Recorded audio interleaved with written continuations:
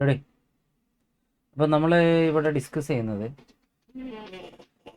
Corporate അക്കൗണ്ടിങ്ങിൻ്റെ കഴിഞ്ഞ previous അറ്റംപ്റ്റിൻ്റെ question പേപ്പറാണ്. അപ്പോൾ കോർപ്പറേറ്റ് അക്കൗണ്ടിങ് ഇപ്പോൾ നമ്മൾ ക്ലാസ്സിലിരുന്നവർക്ക് മനസ്സിലാവും, നമ്മൾ ക്ലാസ്സിൽ ചെയ്ത ഓൾമോസ്റ്റ് ഒരു MCQ ഒക്കെ ബാക്കി എല്ലാ ക്വസ്റ്റ്യൻ നമ്മൾ ക്ലാസ്സിൽ ഡിസ്കസ് ചെയ്ത സെയിം ക്വസ്റ്റ്യൻസാണ്. എമൗണ്ട് മാറിയെന്നുള്ളൂ, അതേ ക്വസ്റ്റ്യൻസാണ് വന്നത്. അപ്പോൾ ഒരു MCQ, അതായത് നമ്മൾ കഴിഞ്ഞ പ്രാവശ്യം ഇതിൽ എൻ്റെ 17 നമ്മൾ ഡീറ്റെയിൽ ആയിട്ട് ഡിസ്കസ് ചെയ്യാൻ പറ്റിയില്ല. ബാക്കി എല്ലാ ഇൻഡേഴ്സും നമ്മൾ എടുത്തായിരുന്നു. പിന്നെ ബാക്കിയുള്ള ഫൈനൽ അക്കൗണ്ട്സ് ഒക്കെ നമ്മൾ ക്ലാസ് ചെയ്ത സെയിം ഷെഡ്യൂൾ 3ൻ്റെ സെയിം ക്വസ്റ്റ്യൻ, എമൗണ്ട് വ്യത്യാസം വരുത്തിയിട്ടാണ് ക്വസ്റ്റ്യൻ വന്നത്. അതേപോലെ ക്യാഷ് ഫ്ലോ ഒക്കെ സെയിം ക്വസ്റ്റ്യൻ ആണ് വന്നത്.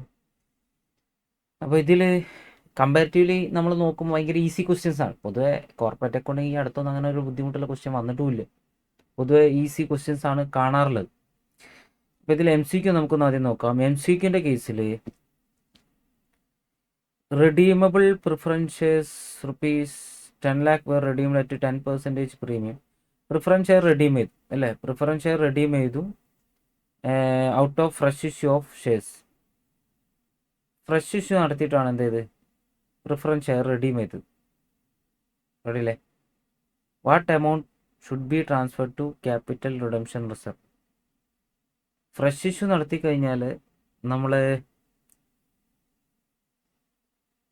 ക്യാപിറ്റൽ റിഡംഷൻ റിസർവിലേക്ക് ഫണ്ട് മാറ്റേണ്ട ആവശ്യമില്ല.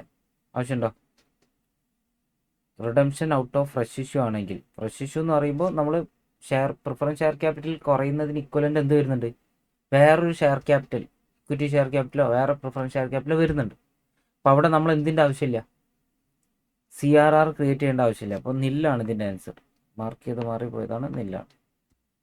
റെഡി?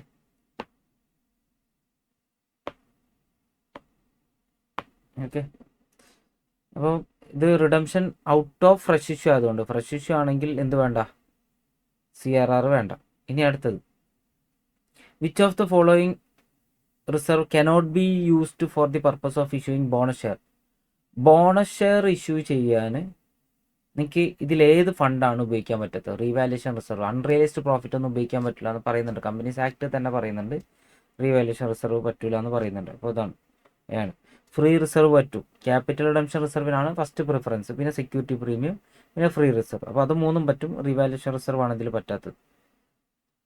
ഇനി അടുത്ത്, discount received shall be shown under dash in the statement of profit and loss account. Discount received ഏതിലാണ് കാണിക്കുക? അതർ ഇൻകത്തിലാണ് കാണിക്കുക അല്ലേ?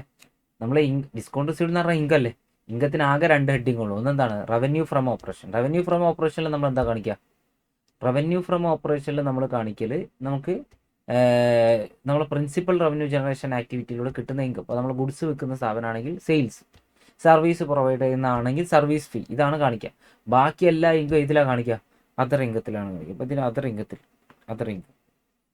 ഇനി അടുത്തത്, which of the following is not treated as cash flow from operating activity in cash flow statement. Which of the following is not treated as cash flow from operating activity. താഴെ പറയുന്നതിൽ operating ആക്ടിവിറ്റിയിൽ വരാത്തത് അല്ലേ? Which of the following is not treated as cash flow from operating activity in cash flow statement. Cash receipts from sale of goods, cash receipts from royalty commission, cash payment for insurance premium, cash receipts other party for repayment of loan.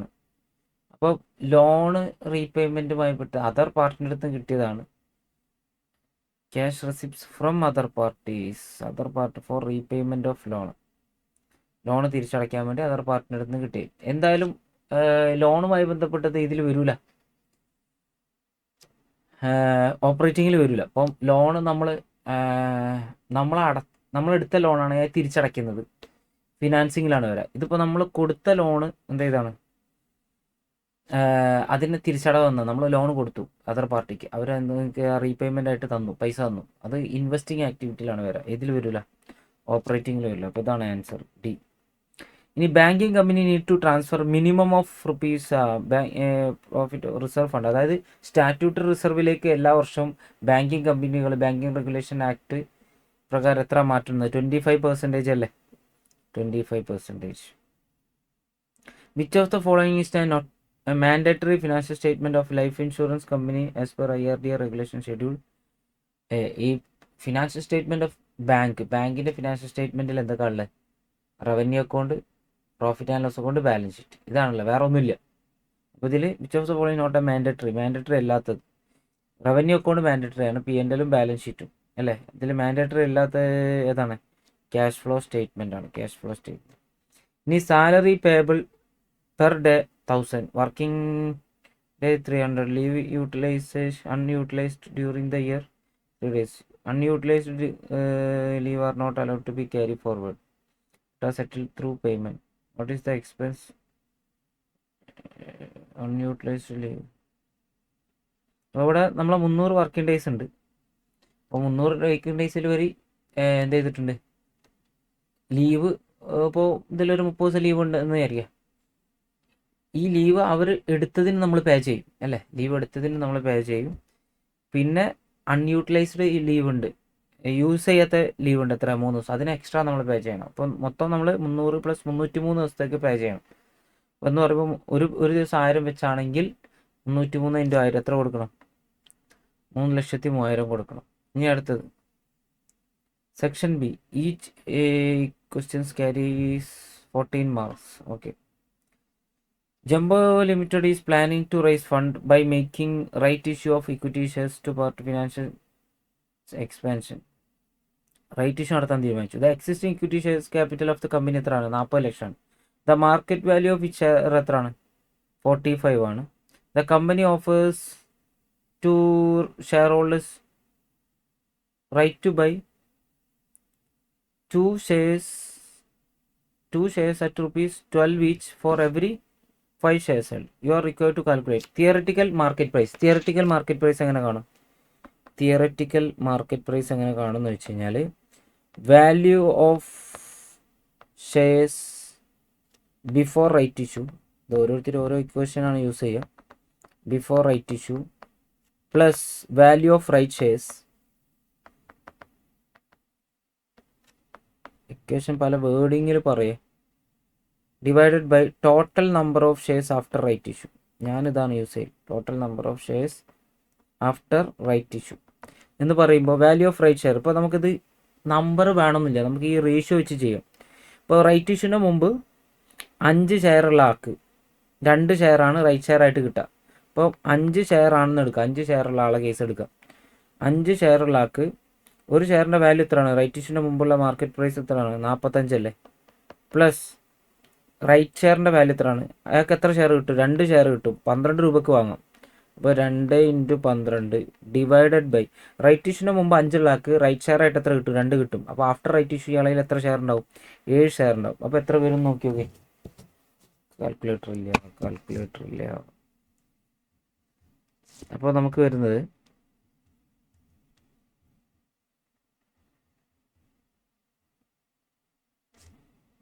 5 × 45. 5 × 45 എന്ന് പറയുമ്പോൾ എത്ര വരും? 225 അല്ലേ. 2 × 12 എത്ര വരും? 2 × 12 എന്ന് പറയുമ്പോൾ 44 അല്ലേ. 225 + 44 എന്ന് പറയുമ്പോൾ എത്ര വരും? 269 ഡിവൈഡഡ് ബൈ 7 എന്ന് പറയുമ്പോൾ എത്ര വരും? 38.42 വരും തിയററ്റിക്കൽ മാർക്കറ്റ് പ്രൈസ്. ഒരു മിനിറ്റ്, 5 × 45 അല്ലേ, 225 പ്ലസ് 2 × 12 എന്ന് പറയുമ്പോൾ 2 × 12 24, 249 ഡിവൈഡഡ് ബൈ 7 എന്ന് പറയുമ്പോൾ 35.57 ആണ്. ഞാൻ നേരത്തെ പറഞ്ഞതിൽ എന്തോ ഒരു മാറ്റം വന്നിട്ടുണ്ട്. 35 പോയിൻറ്റ് കൂട്ടിയിൽ എന്തോ മാറിപ്പോയി. 35.57 അല്ലേ, 57 റൗണ്ട് ചെയ്തിട്ട് 5714 അങ്ങനെ പോകും. അപ്പോൾ റൗണ്ട് ചെയ്തിട്ട് 35.57. ഇതാണ് തിയററ്റിക്കൽ മാർക്കറ്റ് പ്രൈസ്. ഇനി വാല്യൂ ഓഫ് റൈറ്റ് ചോദിക്കുന്നുണ്ട്. വാല്യൂ ഓഫ് റൈറ്റ് എങ്ങനെ കാണും? Value of right is equal to cum market price അല്ലേ, കം റൈറ്റ് പ്രൈസ് എന്നും പറയും. Cum right price minus theoretical ex right price അല്ലെങ്കിൽ theoretical market price. Cum right price എത്രയാണ്? ക്വസ്റ്റ്യനിൽ വന്നിട്ട് റൈറ്റ് ഇഷ്യൂൻ്റെ മുമ്പത്തെ മാർക്കറ്റ് പ്രൈസ് എത്രയാണ്? 45.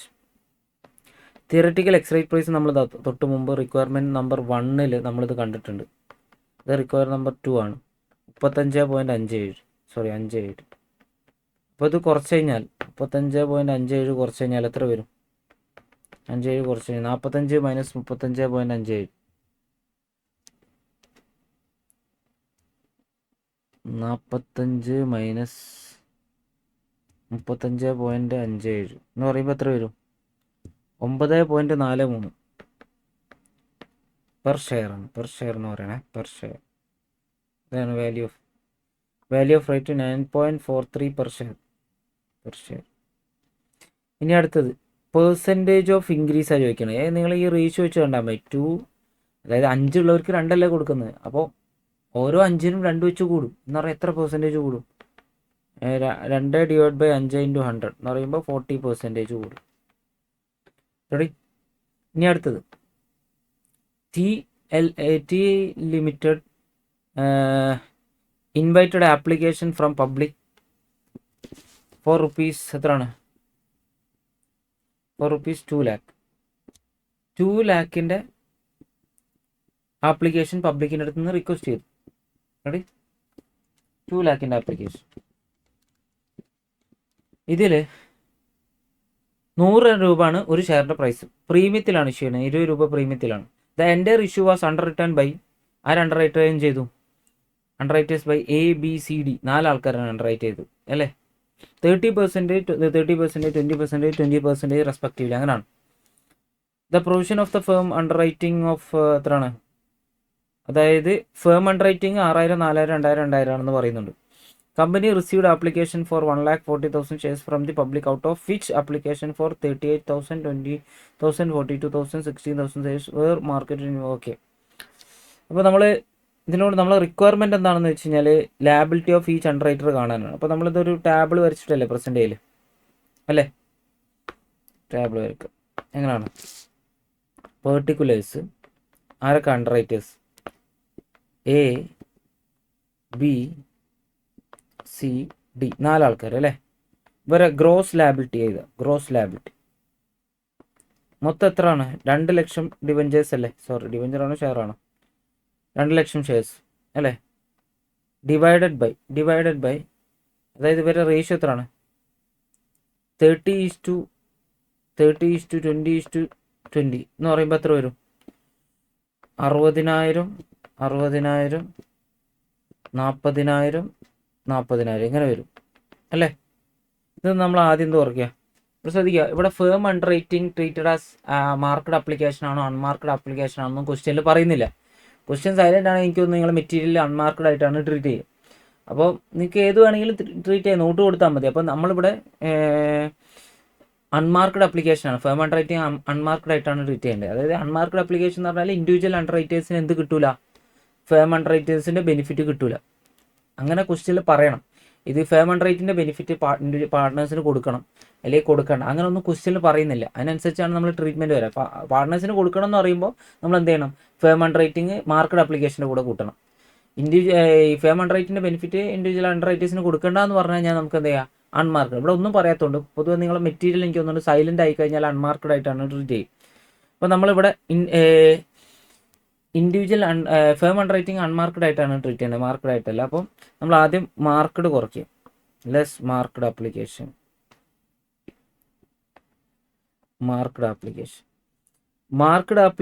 കുറയ്ക്കുമ്പോൾ മാർക്കഡ് ആപ്ലിക്കേഷൻ എന്ന് പറയുന്നത് എത്ര ഉണ്ട് നോക്കി? 38, 20, 42, 38, 20, 42, പിന്നെ ഒന്നും കൂടെ അല്ലേ 42, 16. ഇത് കുറയ്ക്കും. റെഡി? അപ്പോൾ എത്ര വരും? അപ്പോൾ ഇവിടെ 60, 38 പോയി കഴിഞ്ഞാൽ 22, 60 ഇവിടെ എത്ര വരും? 40 വരും. ഇവിടെ എത്ര വരും? -2000 വരും. ഇവിടെ എത്ര വരും? 40 16 പോയാൽ 16, 10 പോയി കഴിഞ്ഞാൽ 30, 24 അല്ലേ? ഇനി എന്ത് ചെയ്യുക? Less unmarked application including firm under writing. Unmarked application including payment rate. ഇപ്പോൾ തൽക്കാലം അൺമാർക്കഡ് ആപ്ലിക്കേഷൻ എത്രയെന്ന് കമ്പ്യൂട്ടർ നമ്മൾ കാൽക്കുലേറ്റർ അടിച്ചിട്ട് കാണാം. എന്നിട്ട് അവസാനം നമ്മൾ അതിൻ്റെ വർക്കിംഗ് കാണിക്കണേ. ഇപ്പോൾ എത്രയാണ് മൊത്തം നമുക്ക് ആപ്ലിക്കേഷൻ കിട്ടിയ 1,40,000. ഇതിൽ മാർക്കഡ് എത്രയെന്ന് പറയുന്നുണ്ട്. മൂന്നാളെ പേരും ഇത് മൊത്തം ടോട്ടൽ ഇപ്പോൾ എത്ര 38 20 കൂടി 58 58ഉം 42 എന്ന് പറഞ്ഞാൽ 58 60 1,00,000 1,16,000. അപ്പോൾ 1,40,000ത്തിൽ 1,40,000ത്തിൽ 1,16,000 എന്താണ് മാർക്കഡാണ്. അപ്പോൾ ഇതിൽ ബാക്കി 24,000 ആണ് എന്ത് അൺമാർക്കഡ്. ഇത് വർക്കിംഗ് ആയിട്ട് കാണിക്കണം ഏറ്റവും അവസാനം. റെഡി? അപ്പോൾ തൽക്കാലം നമ്മൾ ഈ 24,000 പ്ലസ് എന്ത് ചെയ്യണം ഫേം അണ്ടർ റൈറ്റിംഗ് ഇതിൻ്റെ കൂടെ ആഡ് ചെയ്യുക. 6ഉം 4ഉം 10ഉം 12ഉം 14 അല്ലേ 14 കൂട്ടിക്കഴിഞ്ഞാൽ മൊത്തം എത്ര വരും 28 38 വരും അല്ലേ. നമുക്കിത് വേണമെങ്കിൽ എന്ത് ചെയ്യാം ഈ സർപ്ലസ് അഡ്ജസ്റ്റ് ചെയ്തിട്ട് ബാക്കി മൂന്നാൾക്ക് മാത്രം ഇത് വീതിച്ചു കൊടുക്കണേ അങ്ങനെ ചെയ്യാം. ഞാൻ പറഞ്ഞു ചില ക്വസ്റ്റ്യനിൽ അത് എഫക്റ്റ് ചെയ്യും. ചില ക്വസ്റ്റ്യനിൽ ഈ അൺമാർക്കഡ് വീതിക്കാൻ വേറെ റേഷ്യോ വരുമ്പോൾ അതൊരു പ്രശ്നമാവും. റെഡില്ലേ? അപ്പം ബെറ്റർ എന്താണെന്ന് വെച്ച് കഴിഞ്ഞാൽ നമ്മൾ എന്ത് ചെയ്യാം ഇതും കൂടെ വീതിച്ചിട്ട് സർപ്ലസ് അഡ്ജസ്റ്റ് ചെയ്യാം. ഓക്കെ, അപ്പോൾ ഇത് എത്ര വരും മൊത്തം എത്രയാണ് അൺമാർക്കഡ് 38 അല്ലേ 38 ഏത് റേഷ്യോ അല്ലേ 3:2 അല്ലെങ്കിൽ 30% 30% 20% അങ്ങനെ കൊടുക്കാം എന്ന് പറയുമ്പോൾ എത്ര വരും നോക്കി 38,000 ഡിവൈഡഡ് ബൈ 10 × 3 എന്ന് പറയുമ്പോൾ 11,400 വരും. ഇവിടെ 11,400 ഇവിടെയും 11 രണ്ടാൾക്ക് 3 3 അല്ലേ. ഇവിടെ എത്ര വരും 2 അല്ലേ 7,600 ഇനി നോക്കി ഇനി എത്ര വരും 22,000 നിന്ന് 11,400 പോയാൽ എത്ര 22,000 10,600 അല്ലേ 10,600. ഇവിടെ 11 പോയി കഴിഞ്ഞാൽ 10 പോയി കഴിഞ്ഞാൽ 30 29 28,600 അല്ലേ. ഇവിടെ -9,600. ഇവിടെ 7 പോയി കഴിഞ്ഞാൽ 4ഉം 17 17,600 പോയാൽ 16,400 അല്ലേ. ഇനി അഡ്ജസ്റ്റ് സിക്കല്ലേ സി സർപ്ലസ് അല്ലെങ്കിൽ ഡിസ്ട്രിബ്യൂട്ട് സി സർപ്ലസ് ടു ആർക്ക് റിമൈനിങ് അണ്ടർ റൈറ്റേഴ്സ് അവർക്ക് കൊടുക്കുക എന്ന് പറയുമ്പോൾ എത്രയാണ് 9,600. റിമൈനിങ് അണ്ടർ റൈറ്റേഴ്സിൻ്റെ റേഷ്യോ 3:2 ഇവർക്ക് 3 പേർക്കല്ലേ ഉള്ളൂ എന്ന് പറയുമ്പോൾ 9,600 divided by 8 9,600 divided by 8 into 3 എന്ന് പറയുമ്പോൾ 3,600 ആർക്ക് പോകും 3,600 ബി ഇവർക്ക് ഉണ്ടാക്കും 3 3 അല്ലേ 2 ആർക്കാണ് 2 അറ്റ് ലാസ്റ്റ് ആക്കുക 2,400 ഇയാൾക്കിത് പോസിറ്റീവായിട്ട് എഴുതാം. അപ്പോൾ എത്ര വരും ഇവിടെ 7 വരും ഇവിടെ 25 വരും ഇവിടെ 0 വരും 16,400 2,400 പോയാൽ എത്ര വരും 2,400 പോയാൽ 14 വരും അല്ലേ. ഇതാണ് ഇവരെ നെറ്റ് ലയബിലിറ്റി ബിഫോർ അഡ്ജസ്റ്റിംഗ് എന്താണ് before adjusting firm under writing adjust ചെയ്യണം മുമ്പ്. റെഡി അല്ലേ. ഇനി എന്ത് ചെയ്യണം ഫേം അണ്ടർ റൈറ്റിംഗ് ആഡ് ചെയ്യണം. Ready. Firm under writing add ചെയ്യുമ്പോൾ എത്ര വരും ഫേം അണ്ടർ റൈറ്റിംഗ് ഫസ്റ്റ് താക്ക് 6,000 ആ തോന്നുന്നു അല്ലേ. ഫേം അണ്ടർ റൈറ്റിംഗ് 6,000 4,000 2,000 എത്ര വരും ഇവിടെ. അപ്പോൾ ഇയാളെ നെറ്റ് ലാബിലിറ്റി 13,000 29,000 2,000 16,000 വരും. റെഡി.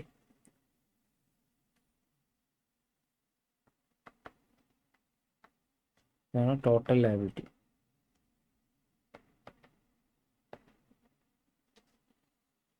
ഇതല്ലേ ക്വസ്റ്റ്യന് ചോദിച്ചേ liability of each under writers ഇയാൾ എത്ര വാങ്ങണം 13,000 ഷെയർ, ഇയാൾ 29,000 ഷെയർ, ഇയാൾ 2,000 ഷെയർ വാങ്ങണം, ഇയാൾ 16,000 ഷെയർ വാങ്ങണം. ഇതാണ് ചോദിച്ചത്. റെഡി? 7 മാർക്കിൻ്റെ ഭയങ്കര ഈസി ആയിട്ട് സ്കോർ ചെയ്യുന്ന ഒരു ബുദ്ധിമുട്ടില്ലാത്തൊരു ക്വസ്റ്റ്യൻ. ഇതിൽ ചില ആൾക്കാർക്ക് ഡൗട്ട്, ചില ആൾക്കാർ ഈ ഫേം ഹാൻഡ് റൈറ്റിംഗ് മാർക്ക്ഡ് ആയിട്ട് അത് അസ്യൂം ചെയ്തിട്ട് ചെയ്യാം നമുക്ക്. പക്ഷെ നിങ്ങളെ മെറ്റീരിയലിൽ ഈ ക്വസ്റ്റ്യൻ സൈലൻ്റ് ആകുമ്പോൾ അവർ പൊതുവെ എന്തായിട്ട് എടുക്കുക? ഫേം ഹാൻഡ് റൈറ്റിംഗ് അൺമാർക്ക്ഡ് ആയിട്ട് എടുക്കുക. ഇനി അടുത്തത്, ഇനി ക്വസ്റ്റ്യൻ നമ്പർ 3. ഇത് എന്തിൻ്റെ ക്വസ്റ്റ്യനാണ്? ക്വസ്റ്റ്യൻ നമ്പർ 3 ഫൈനൽ അക്കൗണ്ട്സ് ഉണ്ടാക്കാൻ വരുന്ന ക്വസ്റ്റ്യനാണ്. ഫൈനൽ അക്കൗണ്ട്സ് എത്ര മാർക്കിന്? 14 മാർക്കിന്. ഭയങ്കര ഈസി ക്വസ്റ്റ്യൻ. നമ്മൾ ക്ലാസ്സിൽ ചെയ്ത സെയിം ക്വസ്റ്റ്യൻ, ഒരു വ്യത്യാസമില്ല. റെഡി അല്ലേ? ഇനി റവന്യൂ ഫ്രം ഓപ്പറേഷൻ, അതായത് നമ്മൾ ആദ്യം P&L, ശരിക്കും ആദ്യം ബാലൻസ് ഷീറ്റ് വരച്ചിട്ട് P&L ആണ്. പാർട്ട് 1 ബാലൻസ് ഷീറ്റാണ്, പിന്നാണ് P&L. ഇങ്ങനെ വരച്ചാൽ ഇപ്പോൾ നിങ്ങളെ മെറ്റീരിയൽ പ്രസൻറ്റ് ചെയ്യുമ്പോൾ ഇങ്ങനെ പ്രസൻറ്റ് ചെയ്യാറുണ്ട് അവർ. അപ്പോൾ അതുകൊണ്ട് കുഴപ്പമില്ല എന്ന് വിചാരിക്കുന്നു. ശരിക്കും ബാലൻസ് ഷീറ്റ് ആദ്യം വരക്കണം, ഇനി P&L വരക്കണം എന്നാണ്. അപ്പോൾ ഇതിൽ ആദ്യം P&L ആണുള്ളത്. ഞാൻ P&L കാണിക്കാം. അപ്പം P&L ആദ്യം സെയിൽസ് റിട്ടേൺ ഇല്ല. സെയിൽസ് റിട്ടേൺ ഉണ്ടോ അതിൽ? ഇല്ല. ഐറ്റംസ് ഒക്കെ ഒന്ന് വായിച്ചു നോക്കാം, എന്നിട്ട് ഏതിനൊക്കെ അഡ്ജസ്റ്റ്മെൻറ്റ് ഉണ്ടെന്നൊന്ന് മാർക്ക് ചെയ്യാം. ഇൻഡെക്സ് ഡിപ്രിസിയേഷൻ, പ്ലാന്റ് ആൻഡ് മെഷീനറിക്ക് ഡിപ്രിസിയേഷൻ ഉണ്ട്, പേറ്റൻറ്റിന് ഡിപ്രിസിയേഷൻ ഉണ്ട്, ഫർണിച്ചറിന് ഡിപ്രിസിയേഷൻ ഉണ്ട്, പിന്നെ സാലറിക്ക് അഡ്ജസ്റ്റ്മെൻ്റ് ഉണ്ട്, പിന്നെ വേറെ ഏതാ, റെൻറ്റിനും ഉണ്ട് അല്ലേ? അത്രയല്ലേ ഉള്ളൂ. ഡെപ്റ്റേഴ്സിന് പ്രൊവിഷൻ ഉണ്ട്. ഡെപ്റ്റേഴ്സ് ഇവിടെ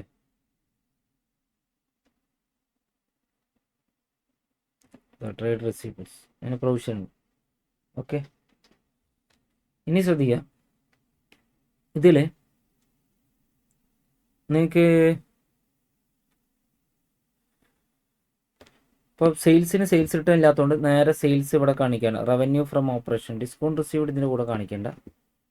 നിങ്ങൾ നേരെ സെയിൽസ് മാത്രം കാണിച്ചാൽ മതി. സെയിൽസ് എത്രയാണ്? സെയിൽസ് 13,60,000. അതിവിടെ കാണിക്കുക, 13,60,000.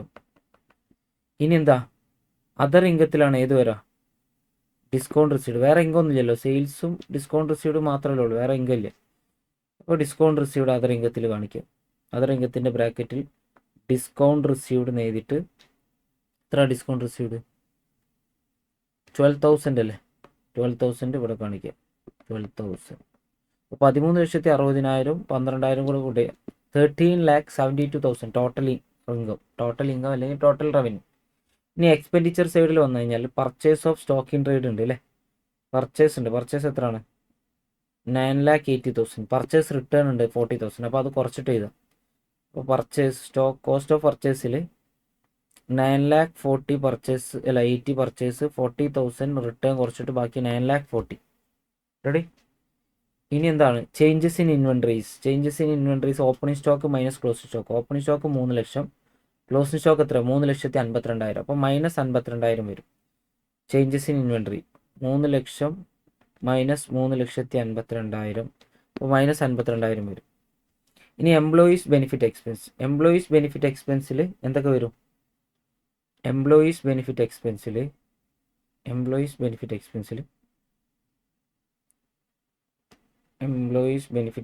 എന്തൊക്കെ വരും? എംപ്ലോയീസ് ബെനിഫിറ്റ് എക്സ്പെൻസിൽ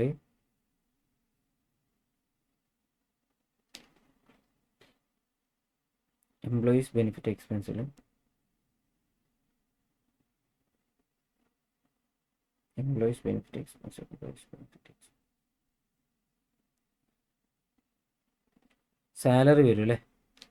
സാലറി എത്ര ഉണ്ട്? 1,20,000. ഇതിനെന്തോ അഡ്ജസ്റ്റ്മെൻറ്റ് ഉണ്ട്. എന്താണല്ലേ? ഔട്ട്സ്റ്റാൻഡിങ് സാലറി ഉണ്ട് അല്ലേ? എത്രയാണ് ഔട്ട്സ്റ്റാൻഡിങ് സാലറി? 3,600. അപ്പോൾ 1,23,600 വരും അല്ലേ? അപ്പോൾ അത് നമ്മൾ നോട്ടിൽ കാണിക്കണം. ശരിക്കും നോട്ട്സ് അക്കൗണ്ട് ഉണ്ടാക്കണം. നോട്ട്സ് അക്കൗണ്ട് ആദ്യം ബാലൻസ് ഷീറ്റിൻ്റെ നോട്ടാണ് ഉണ്ടാക്കേണ്ടത്, എന്നിട്ടാണ് ഇതിന് ഉണ്ടാക്കേണ്ടത്, P&L ഉണ്ടാക്കേണ്ടത്. അപ്പോൾ തൽക്കാലം ഞാനിപ്പോൾ നമ്പർ ഒന്നും ഇടുന്നില്ല, ഞാൻ കാണിക്കാം അതിൻ്റെ ട്രീറ്റ്മെൻറ്റ്. ഇപ്പോൾ സാലറി എത്ര ഇപ്പോൾ പേ ചെയ്തു? 1,20,000 അല്ലേ? ആഡ് ഔട്ട്സ്റ്റാൻഡിങ് എത്ര? 3,600. അപ്പോൾ എത്ര വരും? 1,23,600 വരും. പിന്നെന്താ ഉള്ളത്? Contribution to provident fund 20,000. Contribution to provident fund 20,000 ഉണ്ട്. പിന്നെന്താണ് എംപ്ലോയീസിന് കൊടുക്കുന്ന പേയ്മെൻറ്റ് എന്തൊക്കെ ഉണ്ട്? അപ്പോൾ നമ്മൾ സാലറി എടുത്തുകൂടെ. പിന്നെന്താണ് കോൺട്രിബ്യൂഷൻ ടു പ്രൊവിഡൻറ്റ് ഫണ്ട് എടുത്തു. വേറെ എന്തെങ്കിലും ഉണ്ടോ എംപ്ലോയീസിന് കൊടുക്കുന്നത്? സ്റ്റാഫ് വെൽഫെയർ എക്സ്പെൻസ് ഉണ്ട് 10,000. ഇത്രയല്ലേ ഉള്ളൂ സ്റ്റാഫ് വെൽഫെയർ എക്സ്പെൻസ്. എന്നിട്ട് ഇത് മൂന്നും കൂടെ കൂട്ടുമ്പോൾ എത്ര വരും? 1,53,600 വരും അല്ലേ? ഇതാണ് നമ്മൾ എംപ്ലോയീസ് ബെനിഫിറ്റ് എക്സ്പെൻസ് പറഞ്ഞിട്ട് കാണിക്കേണ്ടത്. 1,53,600. ഇനി എംപ്ലോയീസ് ബെനിഫിറ്റ് എക്സ്പെൻസ് കഴിഞ്ഞാൽ പിന്നെ ഫിനാൻസ് കോസ്റ്റ് ആണ്. ഇൻട്രസ്റ്റ് എന്തെങ്കിലും ഉണ്ടോ? ഇപ്പോൾ എക്സ്പെൻസ് സൈഡ് നോക്കിയേ, ഡെബിറ്റ് സൈഡിൽ ഇൻട്രസ്റ്റ് എന്തെങ്കിലും ഉണ്ടോ? ഇല്ല, ഇൻട്രസ്റ്റ് ഒന്നുമില്ല. ഇനി പിന്നെ ഡിപ്രിസിയേഷൻ ആൻഡ് അമോർട്ടൈസേഷൻ. ഏതിനൊക്കെ ഡിപ്രിസിയേഷൻ പറഞ്ഞിട്ടുണ്ട്? പ്ലാന്റ് ആൻഡ് മിഷനറിക്ക് 15% ഡിപ്രിസിയേഷൻ പറഞ്ഞിട്ടുണ്ട്. അപ്പം ഡിപ്രിസിയേഷൻ ആൻഡ് അമോർട്ടൈസേഷൻ അടുത്ത note. Depreciation and amortization, plant and machinery. Plant and machinery എത്ര ഉണ്ട് എമൗണ്ട്? പ്ലാന്റ് ആൻഡ് മിഷനറി 1,16,000 ഉണ്ട്. അതിൻ്റെ 15% 15% എന്ന് പറയുമ്പോൾ എത്ര വരും? 1,16,000 ഇൻറ്റു 15% എന്ന് പറയുമ്പോൾ 17,400 വരും. ഇനി ഫേർണിച്ചറിൻ്റെ ഡിപ്രിസിയേഷൻ. ഫേർണിച്ചർ എത്ര ഉണ്ട്?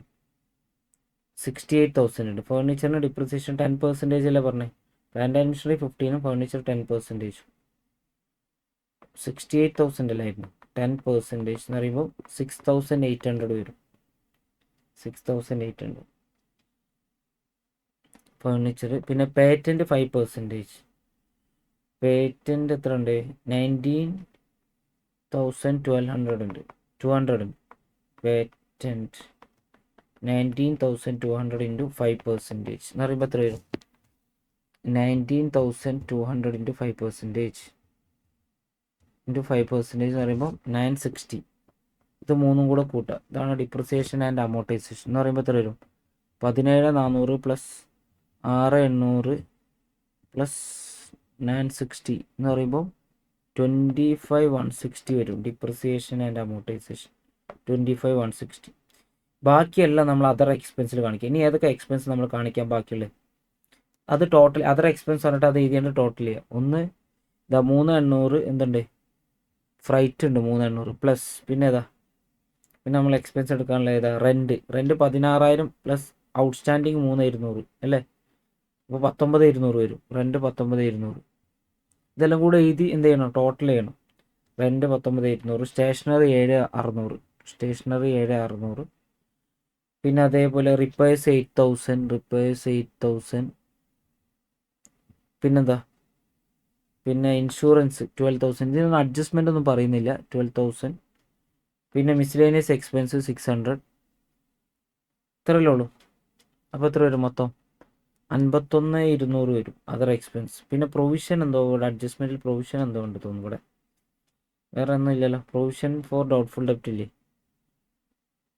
ഇതാ 2,040 പ്ലസ് 2,040 എന്ന് പറയുമ്പോൾ 53,240 വരും മൊത്തം.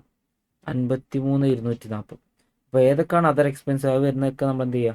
ടോട്ടലി. ഒന്ന് റെൻറ്റ് വരും. റെൻറ്റ് എനിക്ക് തോന്നുന്നു 16 ആഡ്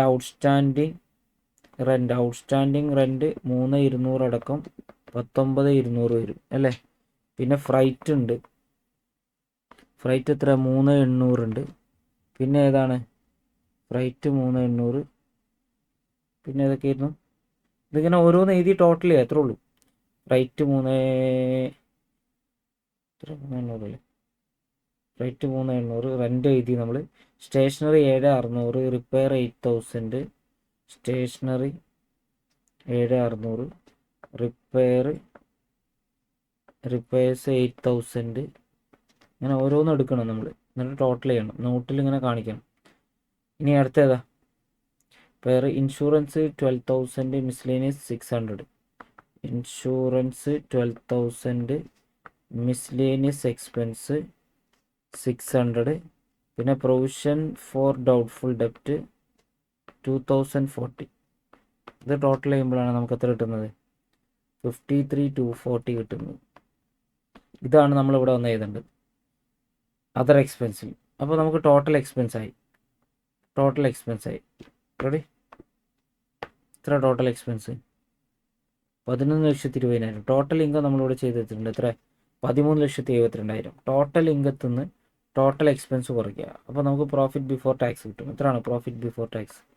2,52,000. പ്രൊവിഷൻ ഫോർ ടാക്സ് നമുക്ക് ക്വസ്റ്റ്യനിൽ 30% ആണ് തന്നത്. Provision for tax 30%. അപ്പോൾ കുറയ്ക്കുമ്പോൾ പ്രൊവിഷൻ ഫോർ ടാക്സ് 30% എന്ന് പറയുമ്പോൾ ഇതിൻ്റെ ഈ 2,52,000 30% എന്ന് പറയുമ്പോൾ 75,600. പ്രോഫിറ്റ് ആഫ്റ്റർ ടാക്സ് എങ്ങോട്ട് കിട്ടി?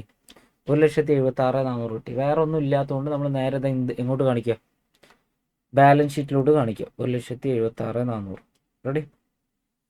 അപ്പോൾ P&L കഴിഞ്ഞ് ഇനി ബാലൻസ് ഷീറ്റിലേക്ക് വന്നു കഴിഞ്ഞാൽ shareholders fund, equity and liability. അതിൽ ഷെയർ ഹോൾഡേഴ്സ് ഫണ്ടിൽ ഫസ്റ്റ് ഷെയർ ക്യാപിറ്റലിൻ്റെ നോട്ട് ഉണ്ടാക്കുമ്പോൾ നമ്മൾ ഓതറൈസ് ഷെയർ ക്യാപിറ്റൽ എത്രയേ, ഇഷ്യൂഡ് എത്രയേ, സബ്സ്ക്രൈബ്ഡ് എത്രയേ, പെയ്ഡപ്പ് എത്രയൊക്കെ കാണിക്കണം. അപ്പോൾ നമ്മൾ ഉണ്ടാക്കുന്ന നോട്ട് 1 ഏതിൻ്റെ ആയിരിക്കും? ഷെയർ ക്യാപിറ്റലിൻ്റെ ആയിരിക്കും. നമ്മൾ ബാലൻസ് ഷീറ്റിൽ നിന്ന് നോട്ടാണ് സ്റ്റാർട്ട് ചെയ്യേണ്ടത്. റെഡി? അതിൽ authorised share capital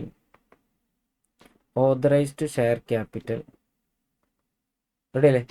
authorised share ക്യാപിറ്റലിൻ്റെ കേസിൽ ഓതറൈസ്ഡ് ഷെയർ ക്യാപിറ്റൽ ഇക്വിറ്റി എത്ര, പ്രിഫറൻസ് എത്ര എന്ന് പറയണം. നമുക്കിവിടെ ഏതൊക്കെ ഷെയർ തന്നിട്ടുണ്ടെന്ന് നോക്കുക ക്വസ്റ്റ്യനിൽ. നമുക്ക് ഷെയർ ക്യാപിറ്റൽ എന്ന് പറഞ്ഞിട്ട് തന്നിട്ടുള്ളൂ. ഇത് ഇക്വിറ്റി ആണെന്ന് അസ്യൂം ചെയ്യുക, വേറെ ഒന്നും പറയത്തുള്ളൂ. റെഡി? 4 ലക്ഷത്തിൻ്റെ ഷെയർ ഉണ്ട്. 10 രൂപയാണ് ഒന്നിന് എന്ന് പറയുമ്പോൾ 40,000 ഷെയർ. ഓതറൈസ്ഡ് എത്ര? ഓതറൈസ്ഡ് ഷെയർ ക്യാപിറ്റൽ 8 ലക്ഷം ഉണ്ട്. 80,000 ഷെയറാണ്. 10 രൂപ. അതിൽ 40,000 ഇഷ്യൂ ചെയ്തു. ഫുള്ളി പെയ്ഡപ്പാന്ന് പറയുന്നു. ഓക്കെ, അപ്പോൾ ശ്രദ്ധിക്കുക. അപ്പോൾ നമ്മളിവിടെ ഉണ്ടാക്കുമ്പം ഓതറൈസ്ഡ് ഷെയർ ക്യാപിറ്റൽ ഇത് ഇക്വിറ്റി ഷെയർ ആയിട്ട് അസ്യൂം ചെയ്യും. എന്തായാലും ഒരു കമ്പനിക്ക് ഇക്വിറ്റി ഷെയർ ഉണ്ടാവും, പ്രിഫറൻസ് ഷെയർ ഉണ്ടായിക്കോണമെന്നില്ല. റെഡി അല്ലേ? ഇക്വിറ്റി ഷെയർ ക്യാപിറ്റൽ എത്ര ഉണ്ട്? ഓതറൈസ്ഡ് 80,000 ഷെയർസ് ഉണ്ട്. ഓഫ് റുപ്പീസ് എത്ര? 10 each എന്ന് പറയുമ്പോൾ എത്ര വരും? 8 lakh. ജസ്റ്റ് ഇത് ജനങ്ങളെ അറിയിക്കാനാണ്, പബ്ലിക്കിനെ അറിയിക്കാൻ എത്ര ഓതറൈസ്ഡ് ഉണ്ട് ടോട്ടൽ ചെയ്തിടും. ഇനി അടുത്തത് ഇഷ്യൂഡ് വേറെ, സബ്സ്ക്രൈബ്ഡ് വേറെ, കോൾഡപ്പ് പെയ്ഡപ്പ് ഇത് വേറെ കാണിക്കണം. നമ്മൾ അക്കാഡമിക്കിൽ ഇതെല്ലാം കൂടെ ഒറ്റ ആയിട്ട് issued, subscribed, called up and paid-up capital ഒറ്റ ഹെഡിങ് ആയിട്ട് കാണിക്കും. പെയ്ഡപ്പ് ഷെയർ ക്യാപിറ്റൽ എത്ര ആണുള്ളത്? ഇക്വിറ്റി ഷെയർ മാത്രമല്ലേ ഉള്ളൂ. Equity share capital equity share മാത്രമേ ഉള്ളൂ. എത്രയാണ്? 40,000 ഷെയറാണ് നമ്മൾ ഇഷ്യൂ ചെയ്തത്. 40,000 ഷെയർസ് ഓഫ് റുപ്പീസ് 10 each എന്ന് പറയുമ്പോൾ എത്ര വരും? 40,000 ഷെയർസ് ഓഫ് റുപ്പീസ് 10 each എന്ന് പറയുമ്പോൾ എത്ര വരും? 4 ലക്ഷം വരും. ഇത് ജസ്റ്റ് ടോട്ടൽ ചെയ്തിടുക. ഈ ടോട്ടലാണ് നമ്മൾ എങ്ങോട്ട് മാറ്റേണ്ടത്? ബാലൻസ് ഷീറ്റിലോട്ട് മാറ്റേണ്ടത്. ഷെയർ ക്യാപിറ്റൽ എന്ന് പറഞ്ഞിട്ട്. റെഡി? ബാലൻസ് ഷീറ്റിൽ ഷെയർ ക്യാപിറ്റൽ 4 ലക്ഷം. ഇനി റിസർവ് ആൻഡ് സർപ്ലസിലോട്ട് വന്നു കഴിഞ്ഞാൽ നോട്ട് നമ്പർ, അടുത്ത നോട്ട് ഞാൻ കണ്ടിന്യൂസ് ഇപ്പോൾ അക്കാഡമിക്ക് നമ്മൾ എക്സാമിനൊക്കെ ചെയ്യുമ്പോൾ അങ്ങനെ ഓരോന്നും സെപ്പറേറ്റ് വായിക്കൽ ഭയങ്കര ബുദ്ധിമുട്ട്, ടൈം ടേക്കിംഗ് ആണ്. അപ്പോൾ നമ്മൾ ഇങ്ങനെ വരച്ചാൽ മതി. എന്നിട്ട് നോട്ട് നമ്പർ 2 റിസർവ് ആൻഡ് സർപ്ലസിൽ ജനറൽ റിസർവ് ഉണ്ട്, ഓൾറെഡി ക്വസ്റ്റ്യനിൽ തന്നിട്ടുണ്ട്. വേറെ ഒന്നും തന്നിട്ടില്ല. ജനറൽ റിസർവ് എത്ര ഉണ്ട്? ക്വസ്റ്റ്യനിൽ എത്ര തന്നിട്ടുണ്ട്? General reserve liability side, credit side നോക്കിയാൽ മതി. General reserve 62,000. ഇതാ ഈ വർഷം നമ്മൾ റിസർവിലേക്ക് ഒരു 8,000 മാറ്റാൻ പറഞ്ഞിട്ടുണ്ട്. അപ്പോൾ നമുക്ക് എത്ര വരും? 62,000 പ്ലസ് 8,000 എന്ന് പറയുമ്പോൾ എത്ര വരും? 70,000 വരൂല്ലേ? പിന്നുള്ളത് പ്രോഫിറ്റ് ആൻഡ് ലോസ് അക്കൗണ്ട്. ഇതിൻ്റെ ഓപ്പണിംഗ് ബാലൻസ് അതായത് കഴിഞ്ഞ വർഷത്തേക്ക് നിന്ന് ഈ വർഷത്തേക്ക് ക്യാരി ഫോർവേഡ് ചെയ്ത് വന്നത് എത്ര ഉണ്ട്? പ്രോഫിറ്റ് എത്ര ഉണ്ട്? 60,000 ഉണ്ട്. 60,000 അല്ലേ? 60,000. ഇനി profit for the current year profit എത്ര ഉണ്ട്? നമ്മളിവിടെ കണ്ടെത്തിയില്ലേ? പ്രോഫിറ്റ് ആഫ്റ്റർ ടാക്സ് 1,76,400 അല്ലേ? 1,76,400. അപ്പോൾ ഇത് രണ്ടും കൂടെ കൂട്ടി എത്ര വരും? 60,000 1,76,400. 60,000 പ്ലസ് 1,76,400 2,36,400 അല്ലേ? 2,36,400. ഇതിൽ നമ്മൾ എന്ത് ചെയ്തു? ഇൻ്ററിം ഡിവിഡൻഡ് പെയ്ഡ് ഉണ്ട്. ഇൻ്ററിം ഡിവിഡൻഡ് ഓൾറെഡി ഡിവിഡൻഡ് കൊടുത്തത് അല്ലേ? അത് ഈ പ്രോഫിറ്റ് കാണുന്ന മുമ്പ് കൊടുത്താണ്. അത് പ്രോഫിറ്റ് നിന്ന് കുറയ്ക്കാനുള്ളതാണ്. ഇൻ്ററിം ഡിവിഡൻഡ് പെയ്ഡ് എത്ര ഉണ്ട്? ഇൻ്ററിം ഡിവിഡൻഡ് പെയ്ഡ് എത്ര ഉണ്ട്? 36,000 ഉണ്ട്. അത് കുറയ്ക്കും. ഇൻ്ററിം ഡിവിഡൻഡ് പെയ്ഡ് 36,000 കുറയ്ക്കും. പിന്നെ അതേപോലെ നമ്മൾ ലെസ് ചെയ്യേണ്ടതാണ് ഇത് ഇൻ്ററിം ഡിവിഡൻഡ് പെയ്ഡും transfer to general reserve. General റിസർവിലേക്ക് നമ്മൾ 8,000 ആഡ് ചെയ്തില്ലേ? അത് P&L എന്നല്ലേ നമ്മളെടുത്ത്? Transfer to general reserve 8,000. ഇത് രണ്ടും ലെസ് ചെയ്യും. ഡിവിഡൻഡ് പ്രപ്പോസ് ചെയ്തിട്ടുണ്ട്. റെഡിയല്ലേ? ഡിവിഡൻഡ് പ്രപ്പോസ് ചെയ്തെന്ന് പറഞ്ഞാൽ ഒരു കണ്ടിജൻറ്റ് ലാബിലിറ്റിയാണ്. അത് ഷെയർ ഹോൾഡേഴ്സ് കൺഫേം ചെയ്താലേ ലാബിലിറ്റി ആവത്തുള്ളൂ. അപ്പം നിങ്ങൾക്ക് വേണമെങ്കിൽ എന്ത് ചെയ്യാം, നോട്ടിൽ ഇങ്ങനെ ഇത്ര ഡിവിഡൻഡ് പ്രപ്പോസ് ചെയ്തിട്ടുണ്ടെന്ന് നമുക്ക് കാണിക്കാം. ഇത്ര പറ്റുള്ളൂ, അല്ലാതെ റെക്കോർഡ് ചെയ്യേണ്ട ആവശ്യമില്ല. അപ്പോൾ 36,000 8,000 ഏതെന്ന് കുറയ്ക്കുക? 2,36,400 കുറയ്ക്കുക. ഇപ്പോൾ 2,36,400 2,36,400 മൈനസ് 36,000 മൈനസ് 8,000 എന്ന് പറയുമ്പോൾ 1,92,400 വരും അല്ലേ? Reserve and surplus. വേറെന്താ കുറയ്ക്കാനുള്ളത്? ഇൻ്ററിം ഡിവിഡൻഡ് എത്ര? ഇൻ്ററിം ഡിവിഡൻഡ് 36,000 അല്ലേ? ഓപ്പണിംഗ് പ്രോഫിറ്റ് 60,000 നമ്മൾ ഇതിൻ്റെ കൂടെ ആഡ് ചെയ്തു. 36,000 കുറച്ചു. ഇതിൻ്റെ കൂടെ കൂട്ടി എത്ര പേരായിരുന്നു? പ്രോഫിറ്റ് ഫോർ ദ ഇയർ 1,76,400 അല്ലേ? 1,76,400 പ്ലസ് 60,000 ഓപ്പണിംഗ് പ്രോഫിറ്റ് 1,36,400 അല്ലേ? ഇത് പ്രോഫിറ്റ് ആഫ്റ്റർ ടാക്സ് അല്ലേ? 1,76,400 പ്രോഫിറ്റ് ആഫ്റ്റർ ടാക്സ്. ഓക്കെ, അത് നമ്മൾ 36,000 ഇൻ്ററിം ഡിവിഡൻഡ് കുറച്ചു. അതേപോലെ 8,000 ട്രാൻസ്ഫർ ടു ജനറൽ റിസർവ് കുറച്ചു. ഇനി എന്താ ഉള്ളത്? വേറെ എന്തെങ്കിലും പറയുന്നുണ്ടോ അഡ്ജസ്റ്റ്മെൻറ്റിൽ?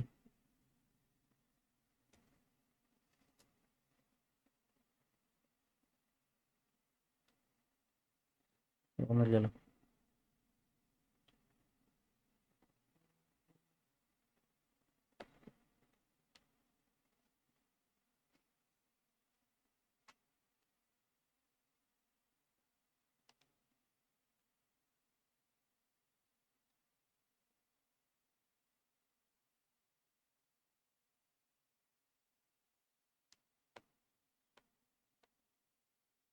ഇത്രയല്ലേ ഉള്ളൂ. അപ്പോൾ എത്ര വരും? ഇത് രണ്ടും കൂടെ അപ്പോൾ എന്ത് ചെയ്യുക? ഇത്രയും ചെയ്ത് കഴിഞ്ഞാൽ നമുക്ക് കിട്ടുന്ന എമൗണ്ടാണ് എത്ര? 1,92,400. റെഡി അല്ലേ? ഈ 1,92,400 കൂടെ ജനറൽ റിസർവ് 90,000 എന്ത് ചെയ്യുക? 90 അല്ല, 70,000 ആഡ് ചെയ്യുക. ആഡ് ചെയ്യുമ്പോൾ നമുക്ക് എത്ര വരും? 2,62,400 വരും. 2,62,400 വരും. 2,62,400. ഇതാണ് നമ്മൾ റിസർവ് ആൻഡ് സർപ്ലസ് എന്ന് പറഞ്ഞിട്ട് കാണിക്കുന്നുണ്ട്. 2,62,400. ഇനിയിപ്പം നമുക്ക് ലാബിലിറ്റി സൈഡിൽ നോൺ കറണ്ട് ലാബിലിറ്റി ഒന്നുമില്ല. കറണ്ട് ലാബിലിറ്റിയിൽ ട്രേഡ് പേബിൾസ് വന്നിട്ടുണ്ട്. വേറെ അഡ്ജസ്റ്റ്മെൻ്റ് ഒന്നുമില്ല. നേരെ കാണിക്കും. ട്രേഡ് പേബിൾസ് 98,000 അത് നേരെ കാണിക്കും. അപ്പോൾ നമ്മൾ ക്രെഡിറ്റ് സൈഡ് മൊത്തം കഴിഞ്ഞില്ലേ? അപ്പോൾ 98,000 കാണിക്കാം. പിന്നെ നമുക്ക് അതർ കറണ്ട് ലാബിലിറ്റിയിൽ എന്ത് കാണിക്കാണ്ട്? Outstanding expense 3,200 3,600 6,800 കാണിക്കാണ്ട്. പിന്നെ ഷോർട്ട് ടൈം പ്രൊവിഷൻ ഫോർ ടാക്സും കാണിക്കുക. അപ്പോൾ ട്രേഡ് പേബിൾസ് 98 ക്വസ്റ്റ്യനിൽ അതേപോലെ കാണിച്ചു. പിന്നെ ഔട്ട്സ്റ്റാൻഡിങ് എക്സ്പെൻസും ഔട്ട്സ്റ്റാൻഡിങ് സാലറിയും കൂടെ ആഡ് ചെയ്തിട്ട് അതർ കറണ്ട് ലാബിലിറ്റിയിൽ കാണിച്ചു. പിന്നെ ഷോർട്ട് ടൈം പ്രൊവിഷനിൽ പ്രൊവിഷൻ ഫോർ ടാക്സ് 75,600 കൊണ്ട് കാണിക്കുക. ഇത്ര. അപ്പോൾ ലാബിലിറ്റി സൈഡ് ടോട്ടൽ ചെയ്തു 8,42,800. ഇനി അസറ്റ് സൈഡിലേക്ക് വന്നു കഴിഞ്ഞാൽ നോൺ കറണ്ട് അസറ്റ്, അതിൽ property plant and equipment and intangible asset. Property plant and എക്യുപ്മെൻറ്റിൽ നമുക്ക് എന്തൊക്കെ ഉണ്ട്? പ്ലാന്റ് ആൻഡ് മെഷീനറി ഉണ്ട് 1,16,000. 1,16,000 എന്ത് ചെയ്യുക? നമ്മൾ ഡിപ്രിസിയേഷൻ കുറയ്ക്കുക. 1,16,000 അത് നമ്മൾ നോട്ടിൽ കാണിക്കുക. 1,16,000 മൈനസ് 15% ഡിപ്രിസിയേഷൻ കുറയ്ക്കുക. അപ്പോൾ നമുക്ക് 98,600 കിട്ടും. അതേപോലെ ഫർണിച്ചർ 68,000. 68,000ൻ്റെ 10% ആണ് ഡിപ്രിസിയേഷൻ. അപ്പം എത്ര വരും? 68,000 ഡിപ്രിസിയേഷൻ വരും. അപ്പോൾ 6,000 62 61,600 വരും. സോറി 61,200 വരും. രണ്ടും കൂടെ കൂട്ടിയാൽ 1,59,800 ഇത് വരിക. പ്രോപ്പർട്ടി പ്ലാന്റ് ആൻഡ് എക്യുപ്മെൻറ്റ് വരും 1,59,800. ഇനി ഇൻടാഞ്ചിബിൾ അസറ്റ് എന്താണുള്ളത്? പേറ്റൻറ്റ് മാത്രമേ ഉള്ളൂ. എത്ര? 19,200. ഇത് 19,200 കാണിക്കുക, നമ്മൾ നോട്ടിൽ കാണിക്കുക ഇൻടാഞ്ചിബിൾ അസറ്റ് 19,200. എന്നിട്ട് അതിന് എന്ത് ചെയ്യുക? ലെസ് ഡിപ്രിസിയേഷൻ 5% എന്ന് പറഞ്ഞിട്ട് ഡിപ്രിസിയേഷൻ 5% കുറയ്ക്കുക. അപ്പം 18,240 വരും ഇൻടാഞ്ചിബിൾ അസറ്റ്. 18,240. റെഡി? ഇനി ഇൻവെൻട്രീസ്, ക്ലോസിംഗ് സ്റ്റോക്ക് വന്നിട്ടില്ല. നേരെ ഇവിടെ ഇൻവെൻട്രീസ് പറഞ്ഞിട്ട് കാണിക്കും. എത്ര ഉണ്ട്? 3,52,000. നേരെ ഇവിടെ വന്ന് കാണിക്കും 3,52,000. ഇനി ട്രേഡ് റിസീവ്ബിൾസ് തന്നതിൽ നമുക്ക് എന്തുണ്ട്? ട്രേഡ് റിസീവ്ബിൾസ് ഇതാ എത്ര ഉണ്ട്? 1,30,000 ഉണ്ട്. അതിൽ നമുക്ക് എന്തുണ്ട്? 2,040 പ്രൊവിഷൻ കുറയ്ക്കേണ്ട. അപ്പോൾ 1,30,000 2,000 കുറച്ചാൽ 1,28,000. 40 കുറച്ചാൽ 1,27,960. അതാണ് ട്രേഡ് റിസീവ്ബിൾസ് വരും. 1,27,960 ട്രേഡ് റിസീവ്ബിൾസ് വരും. ഇനി അടുത്തത് ട്രേഡ് റിസീവ്ബിൾസ് കഴിഞ്ഞാൽ പിന്നെ ക്യാഷ് ആൻഡ് ക്യാഷ് ഇക്വലൻസ് കാണിക്കുക. ക്യാഷ് ഇൻ ഹാൻഡും ക്യാഷ് അറ്റ് ബാങ്ക് ഒക്കെ അല്ലേ? ഇതിൽ ക്യാഷ് അറ്റ് ബാങ്ക് ഉണ്ട് 1,84,800. വേറെ ഒന്നുമില്ലല്ലോ. 1,84,800 ക്യാഷ് ആൻഡ് ക്യാഷ് ഇക്വലൻസിൽ കാണിക്കുക. എന്നിട്ട് അസസ്സൈഡ് ടോട്ടൽ ചെയ്യുമ്പോൾ ഈ സെയിം എമൗണ്ട് തന്നെ വരും 8,42,800. ഭയങ്കര സിമ്പിൾ ക്വസ്റ്റ്യൻ ആണ്. ഇനി നിങ്ങൾ റിസർവ് ആൻഡ് സർപ്ലസിൻ്റെ അവിടെ എന്ത് ചെയ്യുക? ഇതിൻ്റെ നോട്ട് കൊടുക്കുക. എന്ത് ചെയ്തിട്ടുണ്ട്? ബോർഡ് ഓഫ് ഡയറക്ടേഴ്സ് പ്രപ്പോസ് ചെയ്തിട്ടുണ്ട് എത്ര ഡിവിഡൻറ്റ്? 15% ഡിവിഡൻറ്റ് റെക്കമെൻഡ് ചെയ്തിട്ടെന്ന് കാണിക്കുക. അത്രേ ഉള്ളൂ. അല്ലാതെ ഇതിൽ പ്രപ്പോസ് ഡിവിഡൻറ്റ് അക്കൗണ്ട് ചെയ്യാൻ പറ്റില്ല. ആസ് ഫോറിന് അഗെയിൻസ്റ്റ് ആണ്. അപ്പോൾ ക്ലോസിംഗ് സ്റ്റോക്ക് നമ്മൾ അഡ്ജസ്റ്റ് ചെയ്തു രണ്ട് സ്ഥലത്ത്. P&L കാണിച്ചു, ബാലൻസ് ഷീറ്റിലും കാണിച്ചു. പ്രൊവിഷനും P&L ബാലൻസ് ഷീറ്റിലും കാണിച്ചു. ഡിപ്രിസിയേഷൻ അതേപോലെ P&L കാണിച്ചു, ബാലൻസ് ഷീറ്റിൽ കുറച്ചു. ഔട്ട്സ്റ്റാൻഡിംഗ് റെൻറ്റ് അതേപോലെ P&L കാണിച്ചു, ബാലൻസ് ഷീറ്റിലും കാണിച്ചു. ഇത് നമ്മൾ എന്ത് ചെയ്യേണ്ട? നോട്ട് കൊടുത്താൽ മതി റിസർവ് ആൻഡ് സർപ്ലസിൽ. പിന്നെ പ്രൊവിഷൻ P&L അതർ എക്സ്പെൻസിൽ കാണിച്ചു, ബാലൻസ് ഷീറ്റിൽ ഡെപ്റ്റേഴ്സിന് കുറച്ചു. ഓതറൈസ് ക്യാപിറ്റൽ നമ്മൾ കാണിച്ചിട്ടുണ്ട്. നമ്മൾ നോട്ടിൽ മെൻഷൻ ചെയ്യാനുള്ളതാണ്. പിന്നെ ബാക്കി എല്ലാ items closing stock, purchase, salary, freight ഇതെല്ലാം നമ്മൾ എടുത്താണ്. Furniture, rent, stationery, repair, insurance, miscellaneous എല്ലാം എടുത്താണ്. അപ്പോൾ എല്ലാം കഴിഞ്ഞു. ഇത്രേ ഉള്ളൂ. വേറെ ഒന്നും പറയാനൊന്നുമില്ല. ഇത് ഭയങ്കര ഈസി ക്വസ്റ്റ്യൻ ആണ്. നമ്മളെ പ്രീവിയസ് ഇയർ ഇതിന് മുമ്പ് എക്സാമിന് ചോദിച്ചാൽ അതേ ക്വസ്റ്റ്യൻ ആണ്. അതേ സെയിം പാറ്റേൺ. എമൗണ്ട് മാറിയെന്നുള്ളൂ, ബാക്കിയൊക്കെ സെയിം ആണ്. വേർഡിങ്സ് വരെ സെയിം ആണ്. ഓക്കെ. ഇനി അടുത്തത് ക്വസ്റ്റ്യൻ നമ്പർ എത്രയാണ്? ഇത് ആൻസർ 2 അല്ലേ? Question number 4A. 3 എടുത്തില്ല, 4 ആണ് പിന്നെ കൊടുത്തത്. 4A. The following information is available in the books of a bank. ഒരു ബാങ്കിൻ്റെ ഇൻഫർമേഷൻ തന്നിട്ടുണ്ട്. ഇതിൽ നിങ്ങളോട് റിക്വയർമെൻറ്റ് തന്നെന്താണ്? Calculate rebate on bill discount കാണാനാണ്. 31 March 2024. Show necessary journal entries. Compute amount of discount credit. P&L എത്ര കാണിക്കണം? P&L എത്ര കാണിക്കേണ്ടത്? ഓപ്പണിംഗ് റിബേറ്റിന് എന്ത് ചെയ്യുക? ഈ വർഷത്തെ ഡിസ്കൗണ്ട് ആഡ് ചെയ്യുക ഓപ്പണിംഗ് റിബേറ്റിൻ്റെ കൂടെ. എന്നിട്ട് ക്ലോസിംഗ് റിബേറ്റ് ലെസ് ചെയ്യുക. അതാണ് അവിടെ കാണിക്കേണ്ടത്. P&L കാണിക്കേണ്ടത്. അപ്പോൾ ഇവിടെ നമ്മൾ ആദ്യം ജേണൽ എൻട്രി വെച്ചിട്ടുണ്ട്. 65,500 എന്തുള്ളത്? ഓപ്പണിംഗ് റിബേറ്റിൽ. ഓപ്പണിംഗ് റിബേറ്റ് ഈ വർഷം നമുക്കെന്ത് ഇൻകമായി മാറുന്നതാണ്. കഴിഞ്ഞ വർഷത്തെ ഈ റിബേറ്റ് എന്ന് പറഞ്ഞാൽ എന്താണ്? ഇൻകം റിസീവ്, ഈ ഡിസ്കൗണ്ട് റിസീവ്ഡ് ഇൻ അഡ്വാൻസ്, അതാണ് റിബേറ്റ് അല്ലേ? അപ്പോൾ കഴിഞ്ഞ വർഷം അഡ്വാൻസ് ആയിട്ട് കിട്ടിയ അത് ഈ വർഷത്തെ എന്താണ്? ഇൻകമാണ്. അപ്പോൾ ജേണൽ എൻട്രി ആ ലാബിലിറ്റി. അപ്പോൾ കഴിഞ്ഞ വർഷം ഈ കിട്ടിയ അടുത്ത വർഷത്തേക്ക് കിട്ടിയതുകൊണ്ട് നമ്മൾ ലാബിലിറ്റി ആയിട്ട് കാണിച്ചു. Income received in advance liability അല്ലേ? ലാബിലിറ്റി ആയിട്ട് കാണിച്ചു. റിബേറ്റ് ഓൺ ബിൽ ഡിസ്കൗണ്ട്, ആ ലാബിലിറ്റി ഈ വർഷം കുറച്ചിട്ട് എന്താക്കണം? ഇൻകം ആക്കണം. അപ്പോൾ ജേണൽ എൻട്രി എന്ത് വരും? Rebate on bill discount account, rebate on bill discounted account debit to discount account. റെഡിയില്ല? ഡിസ്കൗണ്ട് ഓൺ ബിൽ അക്കൗണ്ട് എത്ര? 65,500. അപ്പോൾ ആ എൻട്രി ഇടുക. Rebate on bill discount account debit to discount on bill account. ഇനി അടുത്തെന്താണ്? ഈ വർഷം നമുക്ക് എത്ര കിട്ടി? 1,25,000 ഡിസ്കൗണ്ട് കിട്ടി. എത്ര ബില്ല് ഡിസ്കൗണ്ട് ചെയ്തെന്ന് പറഞ്ഞില്ല. അപ്പം നമുക്ക് ബില്ല് ഡിസ്കൗണ്ട് ചെയ്യുന്നതിൻ്റെ എൻട്രി കാണിക്കാൻ പറ്റില്ല. നമുക്ക് ഡിസ്കൗണ്ട് കിട്ടുന്നതിൻ്റെ എൻട്രി കാണിക്കാം. എങ്ങനെ കാണിക്കും? അപ്പോൾ ബില്ല് ഡിസ്കൗണ്ട് ആണെങ്കിൽ എന്താ journal entry? Bill purchase and discount account debit അല്ലേ to customer to discount on bill. അപ്പോൾ ഇതിൽ കസ്റ്റമറിൽ എത്ര പോയി, ബാക്കി എത്ര ഡിസ്കൗണ്ട് ഉണ്ട് അതൊന്നും അറിയില്ല നമുക്ക്. അപ്പോൾ ഡിസ്കൗണ്ടിൻ്റെ എമൗണ്ട് മാത്രമേ ഉള്ളൂ. അപ്പോൾ അതിൻ്റെ മാത്രം എൻട്രി ഇടുകയാണെങ്കിൽ എങ്ങനെ വരും? Bill purchase and discount account debit to discount account. അതിൻ്റെ മാത്രം എൻട്രി ഇടണമെങ്കിൽ അങ്ങനെ ഇടാം. പക്ഷെ അവർ ഇതിൽ ഇത് ഇട്ടിട്ടില്ല. ഇടണമെങ്കിൽ അങ്ങനെ ഇടാം. എന്താണ്? Rebate on bill purchased and discount account debit. Bill purchased and discounted account debit എത്ര 1,25,000 ടു ഡിസ്കൗണ്ട് ഓൺ ബിൽ 1,25,000 ഇങ്ങനെ എൻട്രി ഇടുന്നത് നല്ലതാണ്. ഇനി അടുത്തത് ക്ലോസിംഗ് റിബേറ്റ് നമ്മൾ കണ്ടെത്തണം. അതിനുള്ള ഡീറ്റെയിൽസ് നമ്മൾ തന്നിട്ടുണ്ട്. അപ്പോൾ നമ്മൾ എന്ത് ചെയ്യുക, ഇത് വെച്ചിട്ട് ഒരു ടേബിൾ ഉണ്ടാക്കണം. എത്ര ദിവസം ഉണ്ട് 31st. അപ്പോൾ ഈ ടേബിൾ എന്ന് പറയുന്നത് ഇതേ സെയിം പാറ്റേൺ തന്നെ. ഇതിൽ നമ്മൾ അഡീഷണൽ ആയിട്ട് വേണ്ടത് ഒന്ന് തന്നെയാണ്. ബിൽ എമൗണ്ട് വേണം, ഡ്യൂ ഡേറ്റ് വേണം, ready, rate of discount, period തന്നിട്ടില്ലേ. അപ്പോൾ നമ്മൾ ഇതിൽ എന്ത് കാണണം, നമ്പർ ഓഫ് ഡേയ്സ് ആഫ്റ്റർ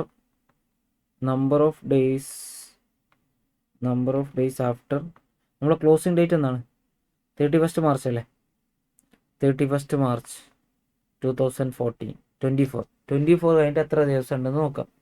അപ്പോൾ ഇതിൽ ഏതാണ് ജൂൺ 7 അല്ലേ. 31st മാർച്ച് ഏപ്രിലിൽ 30 ദിവസം ഉണ്ടാവും. ഏപ്രിൽ 30, മെയ് 31, 61, ജൂണിൽ 7, 61, 68 അല്ലേ. ഇനി രണ്ടാമത്തെ 68, ജൂൺ 7 ആകുമ്പോൾ 68 അല്ലേ. ജൂലൈ ഇപ്പോൾ ഇനിയിപ്പോൾ നോക്കണം, ഏപ്രിൽ 30, 31, 61, 30, 91, 95 ദിവസം ഉണ്ടാവും.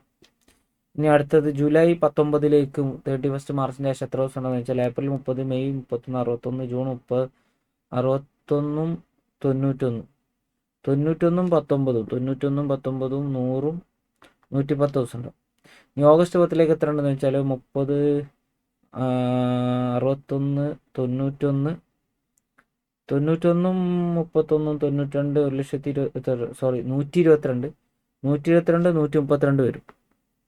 132 ദിവസം ഓഗസ്റ്റ് 10ലേക്ക് 31st മാർച്ച് മുതൽ. ഇനി സെപ്റ്റംബർ 5ലേക്ക് എത്ര ദിവസം ഉണ്ടെന്ന് നോക്കാം. 31st അപ്പോൾ എത്ര വരും, 30, 31, 61, 91, 92, 122 ഓഗസ്റ്റ് അല്ലേ.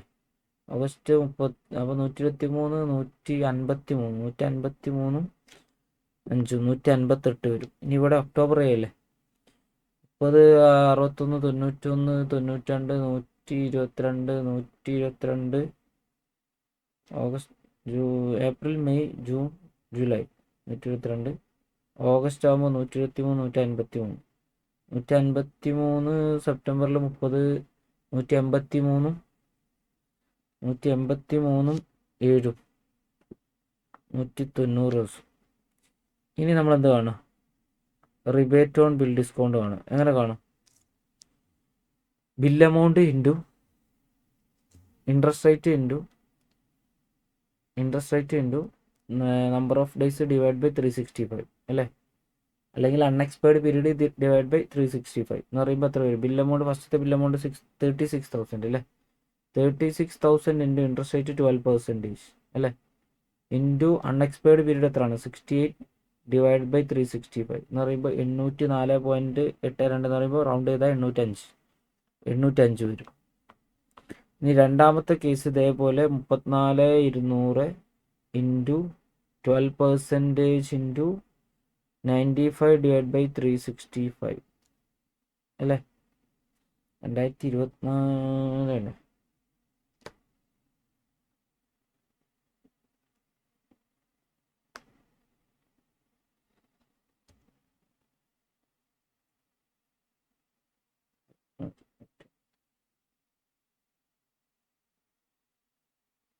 അതായത് എത്രയായിരുന്നു 12% അല്ലേ.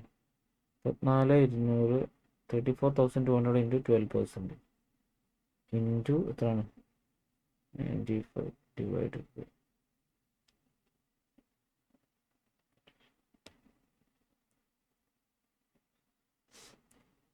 ഭയങ്കര പ്രശ്നമുള്ളത്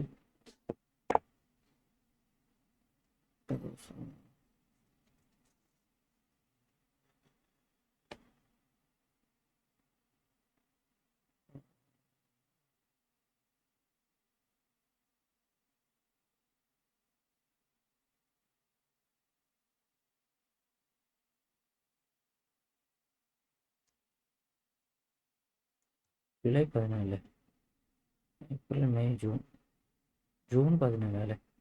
ഏപ്രിലിൽ എത്ര ഏപ്രിൽ 30, 31, 61.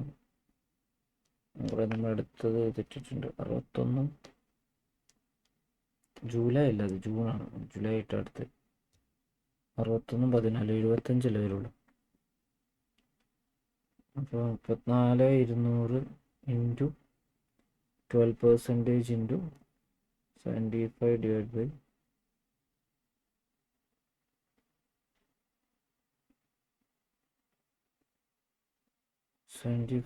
ബൈ 365 എന്ന് പറയുമ്പോൾ റൗണ്ട് ചെയ്താൽ 843 വരും. കറക്റ്റാണ്.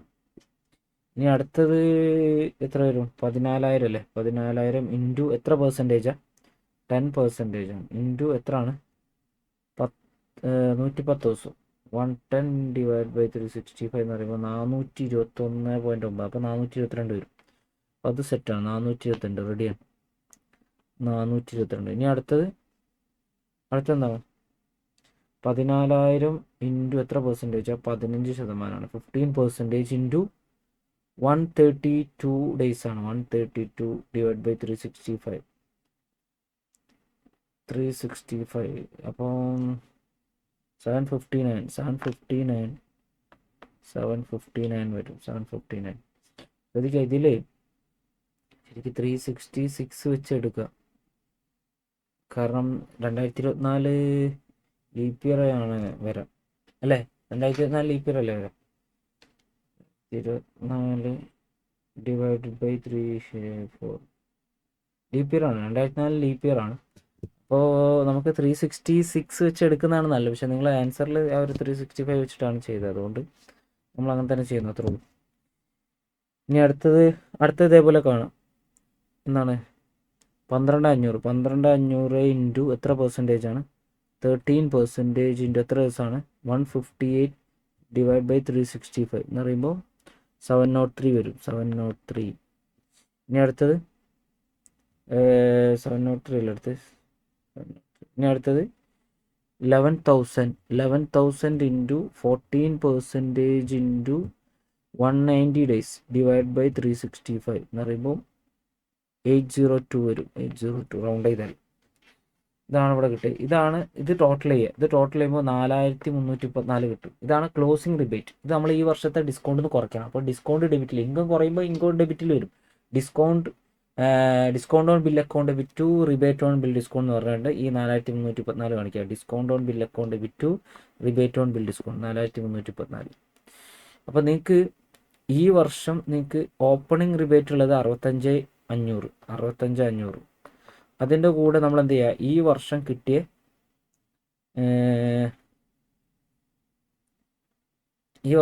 എത്രയാണ്?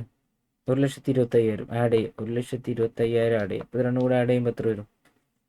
65, 30, 90, 1,90,500 വരും. ഇതൊന്നും എന്ത് ചെയ്യുക? 4,334 കുറയ്ക്കുക. അപ്പോൾ എത്ര വരും?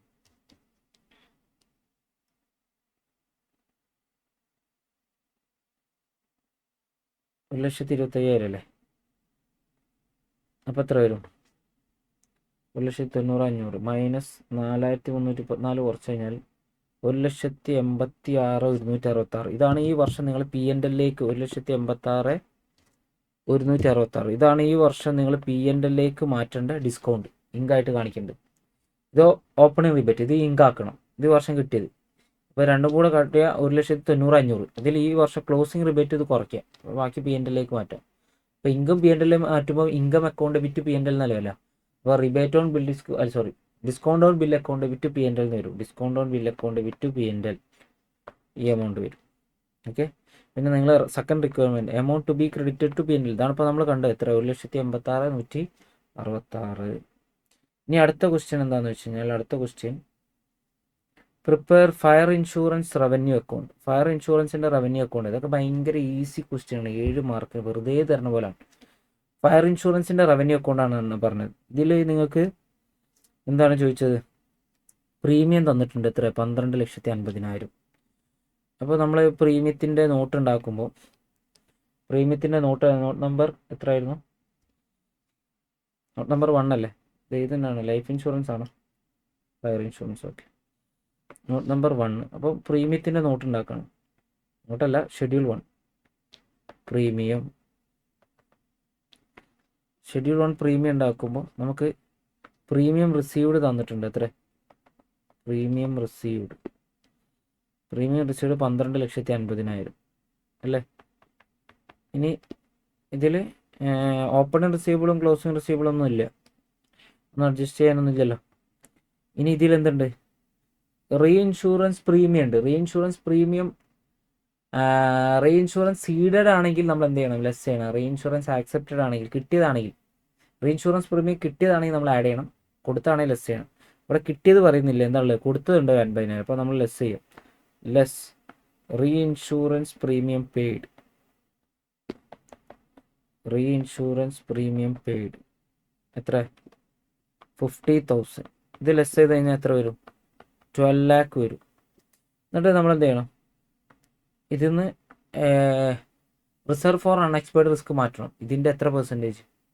ഫയർ ഇൻഷുറൻസ് ആണെങ്കിൽ 50% അല്ലേ? അപ്പോൾ ഓപ്പണിംഗ് ഉണ്ടെങ്കിൽ എന്ത് ചെയ്യുക? ആഡ് ചെയ്യുക. ഓപ്പണിംഗ് അൺഎക്സ്പെക്റ്റഡ് റിസ്ക് റിസർവ് ഉണ്ടെങ്കിൽ ആഡ് ചെയ്യുക. The provision against unexpected risk reserve. Opening unexpected risk reserve add ചെയ്യുക. ഓപ്പണിംഗ് ആഡ് ചെയ്യുക. ഓപ്പണിംഗ് എത്ര ഉണ്ട്? 5,75,000. 5,75,000 ആഡ് ചെയ്യുക. Less closing unexpected risk reserve. Closing unexpected risk reserve എത്ര ഉണ്ട്? അതായത് ഈ വർഷത്തെ നെറ്റ് പ്രീമിയം. ഇതാണ് നെറ്റ് പ്രീമിയം. ഇതിൻ്റെ എത്ര പെർസെൻറ്റേജ്? ഇതിൻ്റെ 50%. 12 lakhൻ്റെ 50% എന്ന് പറയുമ്പോൾ എത്ര വരും? 12 lakhൻ്റെ 50% എന്ന് പറയുമ്പോൾ എത്ര വരും? 6 lakh വരും. ഇത് ലെസ് ചെയ്യാൻ അപ്പോൾ നിങ്ങൾ എന്ത് ചെയ്യണം? 5,75,000 ആഡ് ചെയ്യുക. 6 lakh ലെസ് ചെയ്യുക. നെറ്റ് എഫക്റ്റ് എന്ത് ചെയ്താൽ മതി? നിങ്ങൾ changes in unexpected risk reserve adjust ചെയ്യാൻ. ചേഞ്ച് എന്ന് പറയുമ്പോൾ 25,000 ലെസ് ചെയ്താൽ മതി. 25,000 ലെസ് ചെയ്യുമ്പോൾ 11,75,000 വരും. അതാണ് നിങ്ങളെ ഈ വർഷത്തെ പ്രീമിയം. ഇത് നിങ്ങൾ എവിടെ കൊണ്ട് കാണിക്കണം? റവന്യൂ അക്കൗണ്ട് കൊണ്ട് കാണിക്കാം. പ്രീമിയം ഇത് ഇങ്ങനെ പ്രസൻറ്റ് ചെയ്യുന്ന. ഇവിടെ ഷെഡ്യൂൾ നമ്പർ കൊടുത്തിട്ട് ഷെഡ്യൂൾ നമ്പർ 1 പ്രീമിയം എന്ന് കാണിക്കുന്നതാണ് നല്ലത്. എന്നിട്ട് ഷെഡ്യൂൾ നമ്പറിൽ പോയാൽ നമുക്ക് അതിൻ്റെ ഡീറ്റെയിൽസ് കിട്ടും പ്രീമിയത്തിൻ്റെ. ഓക്കെ. ഇനി അതർ ഇൻകത്തിൽ നമുക്കിതിൽ അതർ ഇൻകത്തിൽ കാണിക്കാനൊന്നുമില്ല. പിന്നെ അടുത്തത് പ്രീമിയം കഴിഞ്ഞാൽ എക്സ്പെൻസ് സൈഡിലേക്ക് വന്നു കഴിഞ്ഞാൽ എന്താണ്? ക്ലെയിംസ് ആണ്. ക്ലെയിംസ് ഷെഡ്യൂൾ നമ്പർ 2 ക്ലെയിം 5 ലക്ഷം ഉണ്ട്. നമ്മളെ ക്ലെയിം പെയ്ഡ് 5 ലക്ഷം ഉണ്ട്. അതിൽ ക്ലെയിം പെയ്ഡിൽ അഡ്ജസ്റ്റ്മെൻറ്റ് ലീഗൽ എക്സ്പെൻസ് എന്ത് ചെയ്യണം? ആഡ് ചെയ്യണം. പിന്നെ ക്ലെയിം അൺപെയ്ഡ് ഓപ്പണിംഗ് ഔട്ട്സ്റ്റാൻഡിങ് എന്ത് ചെയ്യണം? ലെസ് ചെയ്യണം. ക്ലോസിംഗ് ഔട്ട്സ്റ്റാൻഡിങ് എന്ത് ചെയ്യണം? ആഡ് ചെയ്യണം. അപ്പോൾ നമ്മൾ ഷെഡ്യൂൾ നമ്പർ 2 ആയിട്ട് എന്ത് കാണിക്കുക? ക്ലെയിം കാണിക്കുക. ഷെഡ്യൂൾ നമ്പർ 2 ക്ലെയിംസിൽ ക്ലെയിം പെയ്ഡ് എത്ര ഉണ്ട്? ക്ലെയിം പെയ്ഡ് എത്ര ഉണ്ട്? Claim paid 5 lakh. ഇത് മൊത്തം ഡയറക്റ്റ് ബിസിനസ് ആണോന്ന് അറിയില്ല, ചിലപ്പോൾ റീഇൻഷുറൻസ് ഒക്കെ ഉണ്ടാവും. ക്ലെയിം പെയ്ഡ് എന്നിട്ട് കാണിക്കുക. ഇനി ഇതിൽ എന്തുണ്ട്? ആഡ് ഓപ്പണിംഗ് ഔട്ട്സ്റ്റാൻഡിങ് ഉണ്ട്. ഓപ്പണിംഗ് അൺപെയ്ഡ് എത്ര ഉണ്ട്? അല്ലെങ്കിൽ ഓപ്പണിംഗ് ഔട്ട്സ്റ്റാൻഡിങ് എത്ര ഉണ്ട്? 50,000. അത് ആഡ് ചെയ്യുക. സോറി, ആഡ് അല്ല, ലെസ് ചെയ്യുക. ഓപ്പണിംഗ് എന്ന് പറഞ്ഞാൽ കഴിഞ്ഞ വർഷത്തെ എക്സ്പെൻസ് ആണ് കൊടുക്കാനുള്ളത്. അത് ഈ വർഷം കൊടുത്തിട്ടുണ്ടാവും. അപ്പോൾ കൊടുത്തതിലുണ്ടാവും. അപ്പോൾ ലെസ് ചെയ്യുക. ക്ലോസിംഗ് അൺപെയ്ഡ് ക്ലോസിംഗ് ഔട്ട്സ്റ്റാൻഡിങ് എന്ത് ചെയ്യുക? ആഡ് ചെയ്യുക. ക്ലോസിംഗ് ഔട്ട്സ്റ്റാൻഡിങ് ആഡ് ചെയ്യുക. ക്ലോസിംഗ് ഔട്ട്സ്റ്റാൻഡിങ് എത്ര? 80,000 ആഡ് ചെയ്യുക. അപ്പോൾ എത്ര വരും? അപ്പോൾ 5 lakhൽ നിന്ന് 50,000 പോയാൽ 4,50,000 5,30,000 വരും. ഇനി നമ്മൾ എന്ത് ചെയ്യണം? ക്ലെയിം റിലേറ്റഡ് സെറ്റിൽമെൻറ്റ് എക്സ്പെൻസ് ഉണ്ട്. Legal expense regarding claim. എന്ത് ചെയ്യണം? ക്ലെയിം സെറ്റിൽമെൻറ്റ് എക്സ്പെൻസ് എന്തെങ്കിലും ഉണ്ടെങ്കിൽ ആഡ് ചെയ്യണം. ക്ലെയിം സെറ്റിൽമെൻറ്റ് എക്സ്പെൻസ് ഉണ്ടെങ്കിൽ ആഡ് ചെയ്യണം. അതായത് എന്തുണ്ട്? ലീഗൽ എക്സ്പെൻസ് ഉണ്ട്. ലീഗൽ എക്സ്പെൻസ് ഇവിടെ കാണിച്ചിട്ടുണ്ടല്ലോ. എത്ര എമൗണ്ട്? എത്ര? 10,000. ഇതും കൂടെ ആഡ് ചെയ്യുക. അപ്പോൾ എത്ര വരും? 5,40,000 വരും. ഇതാണ് ഈ വർഷത്തെ ക്ലെയിം നമ്മൾ എക്സ്പെൻസ് ആയിട്ട് കാണിക്കേണ്ടത്. Schedule number 2 claim. ഇനി ഷെഡ്യൂൾ നമ്പർ 3 കമ്മീഷൻ നമുക്കിത് അവിടെ തന്നിട്ടുണ്ട്. കമ്മീഷനിൽ നമുക്ക് വേറെ പ്രീമിയം റിസീവ് ഇതൊക്കെ നമ്മൾ അഡ്ജസ്റ്റ് ചെയ്താണ്. വേറെ ഒന്നുമില്ല ഇതിലിപ്പോൾ നമ്മൾ ഇത്രയും കാര്യങ്ങൾ അഡ്ജസ്റ്റ് ചെയ്ത് ഇനി കമ്മീഷനും എക്സ്പെൻസ് ഓഫ് മാനേജ്മെൻറ്റും തന്നെ ഉള്ളൂ. അപ്പോൾ കമ്മീഷനിൽ വേറെ അഡ്ജസ്റ്റ്മെൻ്റ് ഒന്നുമില്ല. അപ്പോൾ കമ്മീഷൻ നേരെ ഇവിടെ കാണിക്കുക. ഇതിൽ നോട്ട് ഉണ്ടാക്കാനൊന്നുമില്ല. ഇനി അതേപോലെ ഓപ്പറേറ്റിംഗ് എക്സ്പെൻസ് ഉണ്ട്. ഓപ്പറേറ്റിംഗ് എക്സ്പെൻസിൽ നമുക്ക് എന്തുണ്ട്, എക്സ്പെൻസ് ഓഫ് മാനേജ്മെൻറ്റ് 2 ലക്ഷം ഉണ്ട്, അത് കാണിക്കാം. അപ്പോൾ എക്സ്പെൻസ് ടോട്ടൽ ചെയ്തു 10,40,000. അപ്പോൾ ടോട്ടൽ പ്രീമിയം അതായത് ഇൻകത്തുനിന്ന് എക്സ്പെൻസ് കുറച്ച് കഴിഞ്ഞാൽ ഇൻകം ടോട്ടൽ ചെയ്താൽ 11,75,000 തന്നെ വരും. ഇതിന്ന് എക്സ്പെൻസ് കുറച്ച് കഴിഞ്ഞാൽ എത്ര വരും? 1,00,000 പോസിറ്റീവാണ്, 1,35,000. അപ്പോൾ ഓപ്പറേറ്റിംഗ് സർപ്ലസ് അല്ലെങ്കിൽ ഓപ്പറേറ്റിംഗ് പ്രോഫിറ്റ് 1,35,000 വരും. റെഡി? ഇനി അടുത്തെന്താ അടുത്തത്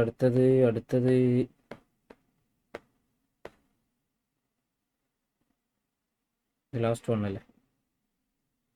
ലാസ്റ്റ് വൺ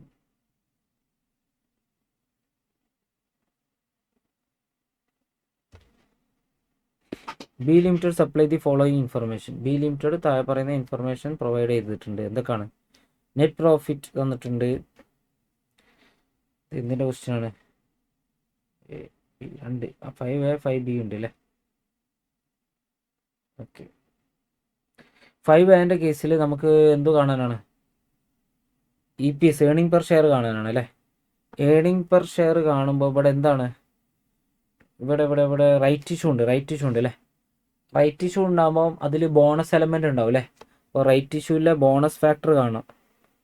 ബോണസ് ഫാക്ടർ എങ്ങനെ കാണും? Cum right price divided by അല്ലേ? Cum right price divide by theoretical ex right price. ഈ തിയററ്റിക്കൽ എക്സ് റൈറ്റ് പ്രൈസ് ഇതിൽ വേർഡിങ്സ് ഒക്കെ വ്യത്യാസം ഉണ്ടാവേ. നിങ്ങൾ യൂസ് ചെയ്യുന്നത്, ഞാൻ ക്ലാസ് യൂസ് ചെയ്യുന്ന വേർഡാണ് ഞാൻ യൂസ് ചെയ്യുന്നത്. തിയററ്റിക്കൽ എക്സ് റൈറ്റ് പ്രൈസ് എങ്ങനെ കാണും? Value of shares before right issue plus value of right shares divided by total number of shares after right issue എന്ന് പറയുമ്പോൾ എത്ര വരും? വാല്യൂ ഓഫ്, അപ്പോൾ ഈ റേഷ്യോ വെച്ച് ചെയ്യാം നമുക്ക്. 1:4 നമ്മൾ റൈറ്റ് ഷെയർ ഇഷ്യൂ ചെയ്യുന്നത്. അപ്പോൾ 4 ഷെയറിലാക്ക് റൈറ്റ് ഷെയറിൻ്റെ മുമ്പത്തെ മാർക്കറ്റ് പ്രൈസ് എത്ര എന്നാണ് പറഞ്ഞത്? 36 ആണ് അല്ലേ? 36 വെച്ചിട്ടുണ്ടാവും. അയാൾക്ക് എത്ര ഷെയർ കിട്ടും? റൈറ്റ് ഷെയർ 1 കിട്ടും അല്ലേ? അതിന് എത്രക്ക് അയാൾ വാങ്ങുന്നത്? 30-നാണ് വാങ്ങുന്നത് അല്ലേ? Right issue price 30 divided by right ഇഷ്യൂന് മുമ്പ് 4 ലാക്ക് ഒരു ഷെയർ റൈറ്റ് ഇഷ്യൂ ആയിട്ട് കിട്ടുമ്പോൾ മൊത്തം എത്ര ആവും? 5 ഷെയർ ആവും. എന്ന് പറയുമ്പോൾ എത്ര വരും? 4 × 36 പ്ലസ് 1 × 30 പറയുമ്പോൾ 30 തന്നെ വരും. 174 വരും. ഡിവൈഡ് ബൈ 5 എന്ന് പറയുമ്പോൾ എത്ര വരും? 34.8 വരും. എന്ത്? Theoretical ex right price. Bonus factor എത്ര വരും എന്ന് വെച്ച് കഴിഞ്ഞാൽ കം റൈറ്റ് പ്രൈസ് 36 അല്ലേ? ഡിവൈഡ് ബൈ 34.8 എന്ന് പറയുമ്പോൾ എത്ര വരും? 34.8. 36 ഡിവൈഡ് ബൈ 34.8 എന്ന് പറയുമ്പോൾ എത്ര വരും? 1.0344 വരും. ഞാൻ റൗണ്ട് ചെയ്തിട്ട് 1.035 എടുത്തു. റെഡി? ഇനി ഇവിടെ നോക്കിയേ, ഇവിടെ റൈറ്റ് ഷെയർ എന്നാ ഇഷ്യൂ ചെയ്യണമെന്ന് പറയുന്നില്ല. അപ്പോൾ നിങ്ങൾക്ക് എങ്ങനെ വേണമെങ്കിൽ അസ്യൂം ചെയ്യാം. അപ്പോൾ ഇൻ ബിറ്റ്വീൻ ആണ് റൈറ്റ് ഷെയർ ഇഷ്യൂ ചെയ്തെന്ന് അങ്ങനെ എന്തെങ്കിലും പറയുന്നുണ്ടോ? എന്നാ ഇഷ്യൂ എന്ന് പറയുന്നില്ല. അപ്പോൾ നിങ്ങൾ അസംഷനാണ് നിങ്ങൾക്ക് 6 മാസം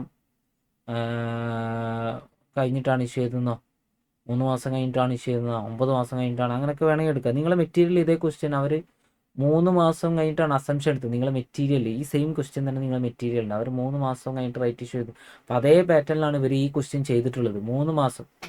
അപ്പോൾ നമ്മൾ മാസം മാറ്റിയെടുക്കുമ്പോൾ ചെറിയ വ്യത്യാസം ഉണ്ടാവും. അത് നമ്മൾ അസംഷനാണ്, അപ്പോൾ നമ്മൾ കൊടുക്കുക. അപ്പോൾ ഞാൻ റൈറ്റ് ഇഷ്യൂ നടത്തിയത് തൽക്കാലത്തിൽ 3 മാസം കഴിഞ്ഞിട്ടാണ് അസ്യൂം ചെയ്യാൻ. അപ്പോൾ 3 മാസം കഴിഞ്ഞിട്ട് അസ്യൂം ചെയ്യുമ്പോൾ ഇവിടെ എത്ര വരും എന്ന് വെച്ച് കഴിഞ്ഞാൽ, ഇപ്പോൾ നമ്മളിത് കണ്ടേ, weighted average number of equity shares കണ്ടേ. ആദ്യം ഞാൻ എന്ത് ചെയ്യണം? 2023-24 എന്ത് ചെയ്യാണ്? EPS ബേസിക് EPS കാണാം. 2023-24 EPS കാണാം. അപ്പോൾ EPS കാണുമ്പോൾ ആ EPS കാണാൻ വേണ്ടി നമുക്ക് എന്ത് വേണം? Profit available to equity shareholders divide by എന്ത് വേണം? Weighted average number of equity shares വേണം. ഈ weighted average number of equity shares കാണാൻ നമ്മളിപ്പോൾ ഇതിൽ നമുക്ക് ബോണസ് ഷെയറിന് മുമ്പ് 10,000 ഇക്വിറ്റി ഷെയർസ് ഉണ്ടായിരുന്നു അല്ലേ. ഇൻറ്റു ബോണസ് ഫാക്ടർ എത്രയാണ് 1.3035 അല്ലേ. ഇൻറ്റു നമ്മൾ ഒരു 3 മാസം, അത് അസംഷനാണ്. എനിക്ക് വേണമെങ്കിൽ 6 മാസം എടുക്കാം, അല്ലെങ്കിൽ 9 മാസം കഴിഞ്ഞിട്ടാണ് റൈറ്റ് ഇഷ്യൂ ചെയ്തത്. അപ്പോൾ നിങ്ങളെ മെറ്റീരിയൽ ഇതേ ക്വസ്റ്റ്യൻ 3 മാസം വെച്ചിട്ടാണ് അവർ ചെയ്തത്. അപ്പോൾ അതേ അസംഷനാണ് അവർ സയൻസ് ആൻസറിലും ചെയ്തിട്ടുള്ളത്. അപ്പോൾ 3 മാസം കഴിഞ്ഞിട്ട് എന്ത് ചെയ്തു, ബോണസ് ഷെയർ ഇഷ്യൂ ചെയ്തു. അപ്പോൾ 3 മാസം നിങ്ങളതിൽ 10 ലക്ഷത്തിൻ്റെ ഷെയറാണ് ഉണ്ടായത്. അതിന് ബോണസ് ഫാക്ടർ വെച്ച് മൾട്ടിപ്ലൈ ചെയ്തിട്ട് weighted average number of equity share കാണാം. അപ്പോൾ ഇനി ബാക്കി പിന്നെ നിങ്ങൾ 10 ലക്ഷം ഇക്വിറ്റി ഷെയറാണ് നിങ്ങളതിൽ ഉണ്ടായത്. 1/4 നിങ്ങൾ ഇഷ്യൂ ചെയ്യുമ്പോൾ റൈറ്റ് ഷെയർ ആയിട്ട് എത്ര വരും, 2,50,000 ഷെയർസ് വരും. അപ്പോൾ ആഫ്റ്റർ റൈറ്റ് ഇഷ്യൂ നിങ്ങളതിൽ മൊത്തം 12,50,000 ഷെയർസ് ഉണ്ടാവും. അപ്പോൾ ഇത് നമ്മൾ വെയിറ്റ് കാണുമ്പോൾ ഇത് 9 മാസം ഉണ്ടായിട്ടുണ്ട്. അപ്പോൾ 9/12 വരും. റെഡി അല്ലേ. അത് അറിയുന്നവർക്ക് ഇത് ചെയ്യാൻ പറ്റുള്ളൂ. ഇത് നമ്മൾ ക്വസ്റ്റ്യൻ ഡിസ്കഷനാണ്, നല്ല ടോപ്പിക്ക് പഠിപ്പിക്കല്ല. അപ്പോൾ ഈ ചാപ്റ്റർ ഓൾറെഡി പഠിച്ചവർക്ക് ഇത് മനസ്സിലാവുള്ളൂ. അപ്പോൾ ഇത് എത്ര വരും, 10 ലക്ഷം ഇൻറ്റു 10 ലക്ഷം ഇൻറ്റു 10 ലക്ഷം ഇൻറ്റു 1 ഇൻറ്റു 3/12 എന്ന് പറയുമ്പോൾ എത്ര വരും, 2,58,620 വരും. പ്ലസ് 12,50,000 ഇൻറ്റു 9/12 എന്ന് പറയുമ്പോൾ 9,37,500 വരും. ഇത് രണ്ടും കൂടെ കൂട്ടിക്കഴിഞ്ഞാൽ 2,58,620, 11,96,120 വരും. 120 ഇതാണ് weighted average number of equity shares. അപ്പോൾ പ്രോഫിറ്റ്, ഈ വർഷത്തെ പ്രോഫിറ്റ് വേറെ പ്രിഫറൻസ് ഷെയർ ഒന്നും ഇല്ലായിട്ട് പറയുന്നില്ല. അപ്പോൾ ഈ വർഷത്തെ പ്രോഫിറ്റ് 22,50,000 ആണ്. അപ്പോൾ 22,50,000 divided by weighted average number of equity shares 11,96,120. അപ്പോൾ ഇത് അടിക്കുമ്പോൾ എത്ര വരും, 22,50,000 ഡിവൈഡഡ് ബൈ 11,96,120 എന്ന് പറയുമ്പോൾ റൗണ്ട് ചെയ്താൽ 1.88 വരും. 1.8810 സംതിങ് ഉണ്ട്, 1.88. ഇതാണ് 2023-24 ബേസിക് EPS, 23-24. അപ്പോൾ നമ്മൾ റൈറ്റ് ഇഷ്യൂ നടത്തിയതുകൊണ്ട് നമ്മൾ എന്ത് ചെയ്യണം, പ്രീവിയസ് ഇയറിൻ്റെ 22-23 EPS എന്ത് ചെയ്യണം, റിവൈസ് ചെയ്യണം. അപ്പോൾ 22-23 ബേസിക് EPS കഴിഞ്ഞ വർഷം നമ്മൾ കാണിച്ച EPS എത്ര ആയിരിക്കും, കഴിഞ്ഞ വർഷം നമ്മൾ റൈറ്റ് ഇഷ്യൂ നടത്തിയിട്ടില്ലല്ലോ. അപ്പോൾ കഴിഞ്ഞ വർഷത്തെ ബേസിക് EPS, കഴിഞ്ഞ വർഷത്തെ പ്രോഫിറ്റ് എടുക്കുക. അതായത് ബേസിക് EPS എങ്ങനെ കാണാൻ, profit available to equity shareholders divided by weighted average number of equity shares അല്ലേ. കഴിഞ്ഞ വർഷത്തെ ബേസിക് പ്രോഫിറ്റ് എത്രയാണ്, 15 ലക്ഷം. കഴിഞ്ഞ വർഷം നമ്മളതിൽ 10 ലക്ഷമാണ് എന്തുണ്ടായത്, ഇക്വിറ്റി ഷെയർ ഉണ്ടായത്. അപ്പോൾ 15 lakh profit divide by 10 lakh, 15 divide by 10 എന്ന് പറയുമ്പോൾ എത്ര വരും, 1.5 വരും അല്ലേ, 1.5. അപ്പോൾ 1.5 ആണ് എന്ത്, കഴിഞ്ഞ വർഷത്തെ ബേസിക് EPS. അത് നമ്മൾ റിവൈസ് ചെയ്യണം. അപ്പം ഈ വർഷം എന്ത് ചെയ്തിട്ടുണ്ട്, ഇതിപ്പോൾ പ്രീവിയസ് ഇയർ ആണ് ഇതല്ലേ, ഇത് പ്രീവിയസ് ഇയർ ആണ്. അപ്പോൾ കറണ്ട് ഇയറിൽ നമ്മൾ റേറ്റ് ഇഷ്യൂ നടത്തിയത് കാരണം നമ്മൾ എന്ത് ചെയ്യണം, റീസ്റ്റേറ്റ് ചെയ്യണം. റീസ്റ്റേറ്റ് ചെയ്യണം. കഴിഞ്ഞ വർഷത്തെ പ്രീവിയസ് ഇയറിൻ്റെ EPS എന്ത് ചെയ്യണം, റീസ്റ്റേറ്റ് ചെയ്യണം. റീസ്റ്റേറ്റഡ് EPS ഫോർ 2022-23 അല്ലേ. അപ്പോൾ അതിന് നമ്മൾ എന്ത് ചെയ്യണം, profit available to equity share divide by weighted average number of equity share അല്ലേ. ഈ വെയിൻസ് നമ്മൾ എന്ത് ചെയ്യണം, weighted average equity share number of equity shares നമ്മൾ എന്ത് ചെയ്യണം, റിവേഴ്സ് ചെയ്യണം. ബോണസ് ഫാക്ടർ വെച്ച് മൾട്ടിപ്ലൈ ചെയ്യണം അല്ലേ. എന്ന് പറയുമ്പോൾ എത്ര വരും, കഴിഞ്ഞ വർഷം 10 ലക്ഷം അല്ലേ, 10 ലക്ഷം ഇൻറ്റു 1.035 എന്ന് പറയുമ്പോൾ എത്ര വരും, 10,35,000 അല്ലേ. 10 ലക്ഷം ഇൻറ്റു 0.035 എന്ന് പറയുമ്പോൾ 10,35,000 വരും. റെഡി, 10,35,000 വരും. അപ്പോൾ ഇതിൽ നമ്മൾ എന്ത് ചെയ്യണം, റീസ്റ്റേറ്റഡ് EPS കാണുമ്പോൾ സെയിം പ്രോഫിറ്റ്, കഴിഞ്ഞ വർഷത്തെ പ്രോഫിറ്റ് 15 ലക്ഷം അല്ലേ. നമ്മൾ പ്രോഫിറ്റ് ഒന്നും എസ്റ്റിമേറ്റ് ചെയ്യാൻ നിൽക്കില്ല, എന്ത് ചെയ്യും, ഇതിനെ മാറ്റും. കാരണം അല്ലെങ്കിൽ ആൾക്കാർ ഭയങ്കര ഡിഫറൻസ് വരുമ്പോൾ ആൾക്കാർ വിചാരിക്കും നമ്മളെന്തോ പെർഫോമൻസിന് വൈ. കാരണം നമ്മൾ ഈ വർഷം റൈറ്റ് ഇഷ്യൂ നടത്തിയത് കാരണമാണ് നമ്മൾ EPSൽ ഡയലൂഷൻ സംഭവിക്കുന്നത്. അപ്പോൾ അത് ആൾക്കാരെ ബോധിപ്പിക്കാൻ വേണ്ടിയാണ് നമ്മളിത് ചെയ്യുന്നത്. അപ്പോൾ എത്ര വരും, 15 ലക്ഷം ഡിവൈഡഡ് ബൈ 10,35,000 എന്ന് പറയുമ്പോൾ 1.4492 എന്നൊക്കെ പറഞ്ഞിട്ട് വരും. അപ്പോൾ എത്ര വരും? റൗണ്ട് ചെയ്തിട്ട് പറയുമ്പോൾ 1.46 അവിടെയല്ലേ റൗണ്ട് ചെയ്തിട്ട്. അപ്പോൾ നമ്മൾ എന്ത് ചെയ്തു? റിവൈസ് ചെയ്തു. റിവൈസ്ഡ് ഇത് കണ്ടു. എത്രയാണ്? 1.46. അതായത് നമ്മൾ ഈ വർഷം റൈറ്റ് ഇഷ്യൂ നടത്തിയത് കാരണം കഴിഞ്ഞ വർഷത്തെ എന്ത് ചെയ്യണം? EPS നമ്മൾ റിവൈസ് ചെയ്യണം, റീസ്റ്റേറ്റ് ചെയ്യണം. നമ്മൾ കൂടുതൽ ഡീറ്റെയിൽസിലേക്ക് പോകുന്നില്ല, നമ്മൾ ആൻസർ ചെയ്യുക, ഇത്രേ ഉള്ളൂ. അപ്പോൾ റിവൈസ് ചെയ്ത് EPS എന്ന് പറയുന്നത് 1.46 വരും. ഇനി അടുത്ത റിക്വയർമെൻറ്റ് എന്താണെന്ന് വെച്ച് കഴിഞ്ഞാൽ അടുത്ത റിക്വയർമെൻറ്റ് എന്താണെന്ന് വെച്ച് കഴിഞ്ഞാൽ എന്താണ് ലാസ്റ്റ് റിക്വയർമെൻറ്റ്? ഒരു ക്യാഷ് ഫ്ലോ ഉണ്ടാക്കാനാണ്. ഈ ക്യാഷ് ബുക്ക് തന്നിട്ടുണ്ട്. അത് വെച്ചിട്ട് നിങ്ങൾ ക്യാഷ് ഫ്ലോ വേണ്ട, ഓപ്പറേറ്റിംഗ് ആക്ടിവിറ്റി മാത്രം മതി. ഡയറക്റ്റ് മെത്തേഡിൽ ഭയങ്കര ഈസി പരിപാടിയല്ലേ. അപ്പോൾ നോക്കാം, റെസിപ്റ്റ് സൈഡിൽ എന്തൊക്കെ ഉണ്ട്? ക്യാഷ് സെയിൽസ് 3 ലക്ഷം ഉണ്ട്. ഇത് ഓപ്പറേറ്റിംഗ് ആക്ടിവിറ്റിയിൽ കാണിക്കാം. ട്രേഡ് റിസീവ്സ് ഓപ്പറേറ്റിംഗ് ആക്ടിവിറ്റിയിൽ. ഇൻട്രസ്റ്റ് ഇത് ഓപ്പറേറ്റിങ്ങിലാണ് വരിക. ഇൻട്രസ്റ്റ് ആൻഡ് ഡിവിഡൻഡ് ഇത് റെസിപ്റ്റ് സൈഡല്ലേ, റിസീവ്ഡ് ആണ്. അപ്പോൾ അത് ഇൻവെസ്റ്റിങ്ങിലാണ് വരിക. ബാങ്ക് ലോൺ എടുത്തതാണ്, ബാങ്ക് ലോൺ ഫിനാൻസിങ്ങിലാണ് വരിക. സെയിൽ ഓഫ് ഇൻവെസ്റ്റ്മെൻറ്റ് ഇൻവെസ്റ്റിങ്ങിലാണ് വരിക. Trade commission operating. അപ്പോൾ ഓപ്പറേറ്റിങ്ങിൽ 3 ലക്ഷം, 6,20,000, 7 ലക്ഷം വരും. ഓപ്പറേറ്റിങ്ങിൽ ഇൻഫ്ലോ 7 ലക്ഷം വരുക, 7 ലക്ഷം ഇൻഫ്ലോ. ഇനി ഇവിടെ ക്യാഷ് പർച്ചേസ് ഓപ്പറേറ്റിങ്ങിലാണ് വരിക. ട്രേഡ് പേബിൾസിൻ്റെ കൊടുത്ത പേയ്മെൻറ്റ് സൈഡ് അല്ലേ ഇത് ക്യാഷ് ബുക്കിൻ്റെ. അപ്പോൾ ഓപ്പറേറ്റിങ്ങിലാണ് വരിക. റെൻറ്റ് ഓപ്പറേറ്റിങ്ങിലാണ് വരിക. അഡ്മിനിസ്ട്രേഷൻ എക്സ്പെൻസ് ഓപ്പറേറ്റിങ്ങിലാണ്. ഇത് 4 ഓപ്പറേറ്റിങ്ങിലാണ്. ഇൻകം ടാക്സ് ഓപ്പറേറ്റിങ്ങിൽ നമ്മൾ സെപ്പറേറ്റ് ആയിട്ട് കാണിക്കണം. ഇൻവെസ്റ്റ് പർച്ചേസ് ചെയ്തതാണ്, അപ്പോൾ ഇൻവെസ്റ്റ്മെൻറ്റ് ആക്ടിവിറ്റിയിൽ വരും. റീപേയ്മെൻറ്റ് ഓഫ് ലോൺ ഫിനാൻസിങ്ങിൽ വരും. ഇൻട്രസ്റ്റ് ഓൺ ബാങ്ക് ലോൺ അടച്ചതാണ്, ഫിനാൻസിങ്ങിൽ വരും. ഇത്രയല്ലേ ഉള്ളൂ. അപ്പോൾ ഓപ്പറേറ്റിങ്ങിൽ വരുന്ന ആദ്യത്തെ 4 കൂട്ടുക, 2,60,000. ഇത് 3 കൂടെ കൂട്ടുക.